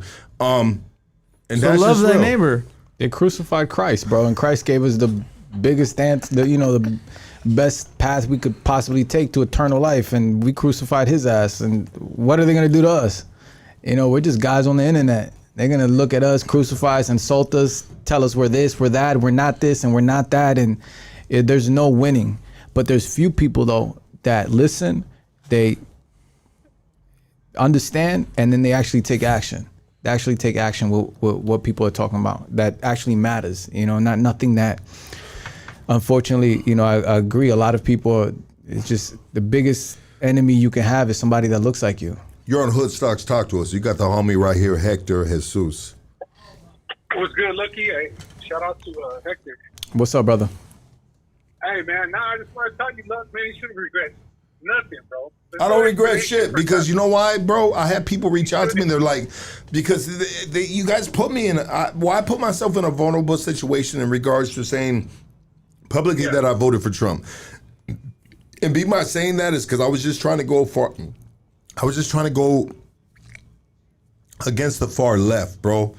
The far left, it was implementing some gay ass shit, bro. I ain't worried about that tranny ass shit and all that gay shit. As much sex play as I do right here, bro, fuck all that shit, homie. You ain't. I got babies in school, homie. Like, no, we all, and if I didn't have kids in school, bro, I'd be just like, I'd be smoking a motherfucking Blazon, bro. I'd be having a motherfucking margarita with an umbrella and that shit. I wouldn't give a fuck about nothing. But I got involved, but I fucked up and got involved, bro. Because you know what? I learned, bro. I learned. Never ever, bro. Because it's two sides. It's two sides of the devil, bro. Both wings of the devil. Fuck Democrat. Fuck Republican, bro. They're both fucking assholes. And if you're down with bad boy, fuck you too. And if you're down with bad boy, fuck you too, dog. No, that's just the truth, dog. You know what I mean? These Democrats and Republicans. Gavin Newsom is a big old homosexual, bro. Allegedly. Yeah, bro. Like, and then Trump, bro. He's a fucking pedophile, bro. Allegedly. All these motherfuckers, bro, are fucking assholes, bro. They're fucking assholes, dog. And why the fuck are we voting for any of them? Kamala Harris, bro, she thinks she's so black, she's with a fucking married to a white man, dog. You know what I mean? Like, get the fuck out of here, bro. You can't trust none of these motherfuckers. Yeah, hey, we had a pit, the fewer or less, the lesser of two evils, bro. Yeah. You feel me? But it's just evil in general. Bro, I learned because I wanted to trust. I wanted to believe in something. I wanted last year. I just wanted to say like, hey, bro, like something is like somebody's got to be right, bro. Like I can't be, bro. This dude, Lucky right here, can't be the only good dude in the world. Like people got to be really saying what they believe in and saying what they really mean. But it's not facts, bro. It's all backed by money, endorsements, and all this other bullshit, dog. These motherfuckers are assholes, and I'm forever tainted in this world, dog. Did you just stain your designer shirt, Lucky? No. Hey, listen, in 20, bro, I voted for Biden. I mean, in 20, right? I'm a trucker, dog. I'm on the road right now. In 21, I lost my job, bro, because the fucking loads went high, and the fuel went high, loads went low. Everybody that came in, bro, they started paying them $50 an hour to take these fucking loads, bro. I lost my job, bro. I was making like $3,000 a week. And this shit hit hard, right? But I had to adapt. I'm a fucking hustler. That's why I fuck with Hector. I'm gonna get it no matter what. Hey, baby's gotta eat, homie. Hey, yeah. Go get that chicken. Hey, yeah. Go get that motherfucking chicken, boy. Hey, if I ain't got it today, I'll get it tomorrow. 100%. Bro, I'm a check it out, dog. Hold on real quick, trucker. I'm a real dude, bro. I'm a real dude, dog. And I'm gonna tell you why I'm a real dude, dog. I could be on a job right now in Long Beach at a Long Beach college till next year, dog. I don't like the way that fool was fucking looking at me, bro. And you could say it's emotional, you could say it's this, that, the other, bro. But I value my presence. I value my time. I value everything that I do, dog. And if I'm on a job site and the leadership ain't right, homie, well, it's fuck you, dog. You know what I mean? Because leadership's got to be right, homie. Yeah. You know? And right now, bro, I'm jobless, bro. My only job is hood stocks right here, bro. Just recently, bro, I told my superintendent, I told him this. I said, hey, bro, you either give me I don't want to be on the job over here in Long Beach. So if you can't give me another job, give me my pink slip. And so within the union, that means, hey, bro, I'm quitting. I'm quitting. Send me back to the hall. And you know what he said? He said, all right, say less, dog. Here goes your pink slip, dog. Bro, I swear to God, bro, the way I stand on my business in a real way, on a street way, and in my family way too, in regards to bringing in the money. But I'm not scared, bro, because I'm a hustler, bro, and I'm gonna make it happen. I'm gonna pay my motherfucking bills. My kids are gonna be good, bro. There's that. They're getting, summer's coming to an end. They're gonna get all new clothes. I don't have a job, bro. You know what I mean? But I'm still gonna make it happen. I'm not worried about it, bro. Why? Because I trust in myself, bro. I trust in myself. I don't need another man telling me, bro, who the fuck I am. I know who the fuck I am, bro. You know what I mean? I know who the fuck I am, and I'm gonna make it happen no matter fucking what, dog. I'm gonna make it happen for my kids. Bills are gonna get paid. I pay 100% of the bills, bro. I pay my mortgage, bro. I pay 100% of my motherfucking bills, bro. Straight up, dog. And I do that because my woman is a good woman, bro. She deserves a dude that pays 100% of the bills, bro. Why? Because she's a bad bitch, homie. And she been holding me down before I was nothing, homie. Before I had no union job. I was a prison dude. I was on parole, bro. She held me down forever, dog. And so I owe that to her. But I'm just saying, you know, a lot of us are think that we just like gotta conform to the fucking whoever fuck them dudes, bro. We got options, bro. Men have options. Alpha males always have options. If you're an alpha male, bro, you always have options. Why? Because you're gonna create your motherfucking options for yourself. Let's fucking go. Hustlers don't stop, they keep going. Well, that's been a great podcast. Yeah. And I'm now giving Lucky his pink slip. Yes, real shit. I didn't even tell Casey about that, bro. I quit my job, bro. Yeah. Because I said, hey, bro, because I wasn't fucking with the dude that I was on the job site with. I thought he was a little bitch ass fool, bro. Lucky said, you know I just left. It was gonna be a hot summer. I was like, all right. Yeah. Well, now I'm getting ready to go back. You know what I mean? And I said, hey, I told the boss. I said, hey, bro, I ain't working with that dude. So if you have another job for me, shoot it to me. But if not, hey, I quit. You know what I mean? And that's the pink slip. But anyways, that's just the way I function, dog. I don't give a fuck, bro. You know what I mean? Like, I'll suffer for a minute, bro. Like, I'll have to call up some of the companies that I have shit with, and I'll be just like, hey, man, you know what I mean? Like, I'm going to pay you next month, bitch. You know what I mean? And they'll be like, all right, look, you've been good all this far, you know what I mean? So we trust you're going to pay us next month. And that's just that, dog. My track record is good. Yeah. But anyways. Hustlers don't stop, they keep going. Everybody, give it up for Hector Jesus. I want you to give all your plugs, my dog. Yeah, man. So you can follow me on all social media platforms at I am Hector Jesus, or just go to hectorjesus.com. So hectorjesus.com or I am Hector Jesus on all social media platforms. Man, I appreciate you having me, man, on the show. This is real. We've been 3 hours? I didn't even feel like it. That's how it goes sometimes, right? We've been talking. This is building. This is building. We're setting bricks. 100%. Yes, sir. No, I appreciate you, brother. For real, I appreciate you, man. And you know what, bro? I appreciate you too, 100%. Sometimes I have homies on here, and I just give them praise and this and that. But it's good to have a dude like you on here that doesn't look like the homies. You know what I mean? Because there's a lot of cats that may look like you, bro. You know what I mean? And they ID with you. You know what I mean? And I want to give you praise, bro, for your greatness, for your change, for your strength, for the words that are coming out your mouth. You've been super articulate, man. You know what I mean? And that's important because it inspires other individuals that listen to this podcast that want to be articulate like you. And so before we leave, for individuals who want to be articulate like you and want to say what they say and say what they mean, what do you think is a good advice for them to build up their vocabulary, build up their articulation? Mm-hmm. Because you are fluid in it, bro. I think, number one, study, man. If you don't like to read, like me, I don't like to read, listen to information. Listen to information over and over and over and over again and learn how to speak. But it starts with that confidence. You got to build that confidence within yourself, and you got to be able to have no fear, right? Admit that you're afraid and then have no fear. And if you do have fear, face that fear. Face that adversity, and it comes, man. You know, I mean, it's funny. And again, we spoke off the air, I think, about this, but I used to make music and I used to want to be heard. Like, that was my dream. I would have probably, took somebody's life to be heard. And I had to put the mic down in order to pick it up and get my voice heard like it is now. And that helps me understand my purpose, and it helps me do what I do even more, understanding that your purpose wasn't that. Your purpose is this. It's to be on platforms like this and actually speaking something that's gonna move us forward. I think this conversation was needed. I really do. And I think that a lot of people, even though most of the callers, some of them disagreed, I think a lot of people that were watching and listening to us, they're like, you know what, I fuck with those two guys, and they're actually speaking some truth that's gonna move us forward, And I've been reading some of the comments as they go by, and they're fucking with it, man. I mean, you know, some guys aren't fucking with it, but that's fine. They'll come around. You know, they'll come around. They'll understand. Once we start actually fighting this war, they'll come around. There's levels. Yeah, there's levels to it. I appreciate you though, brother. Everybody, give it up for Hector Jesus. We are out of here.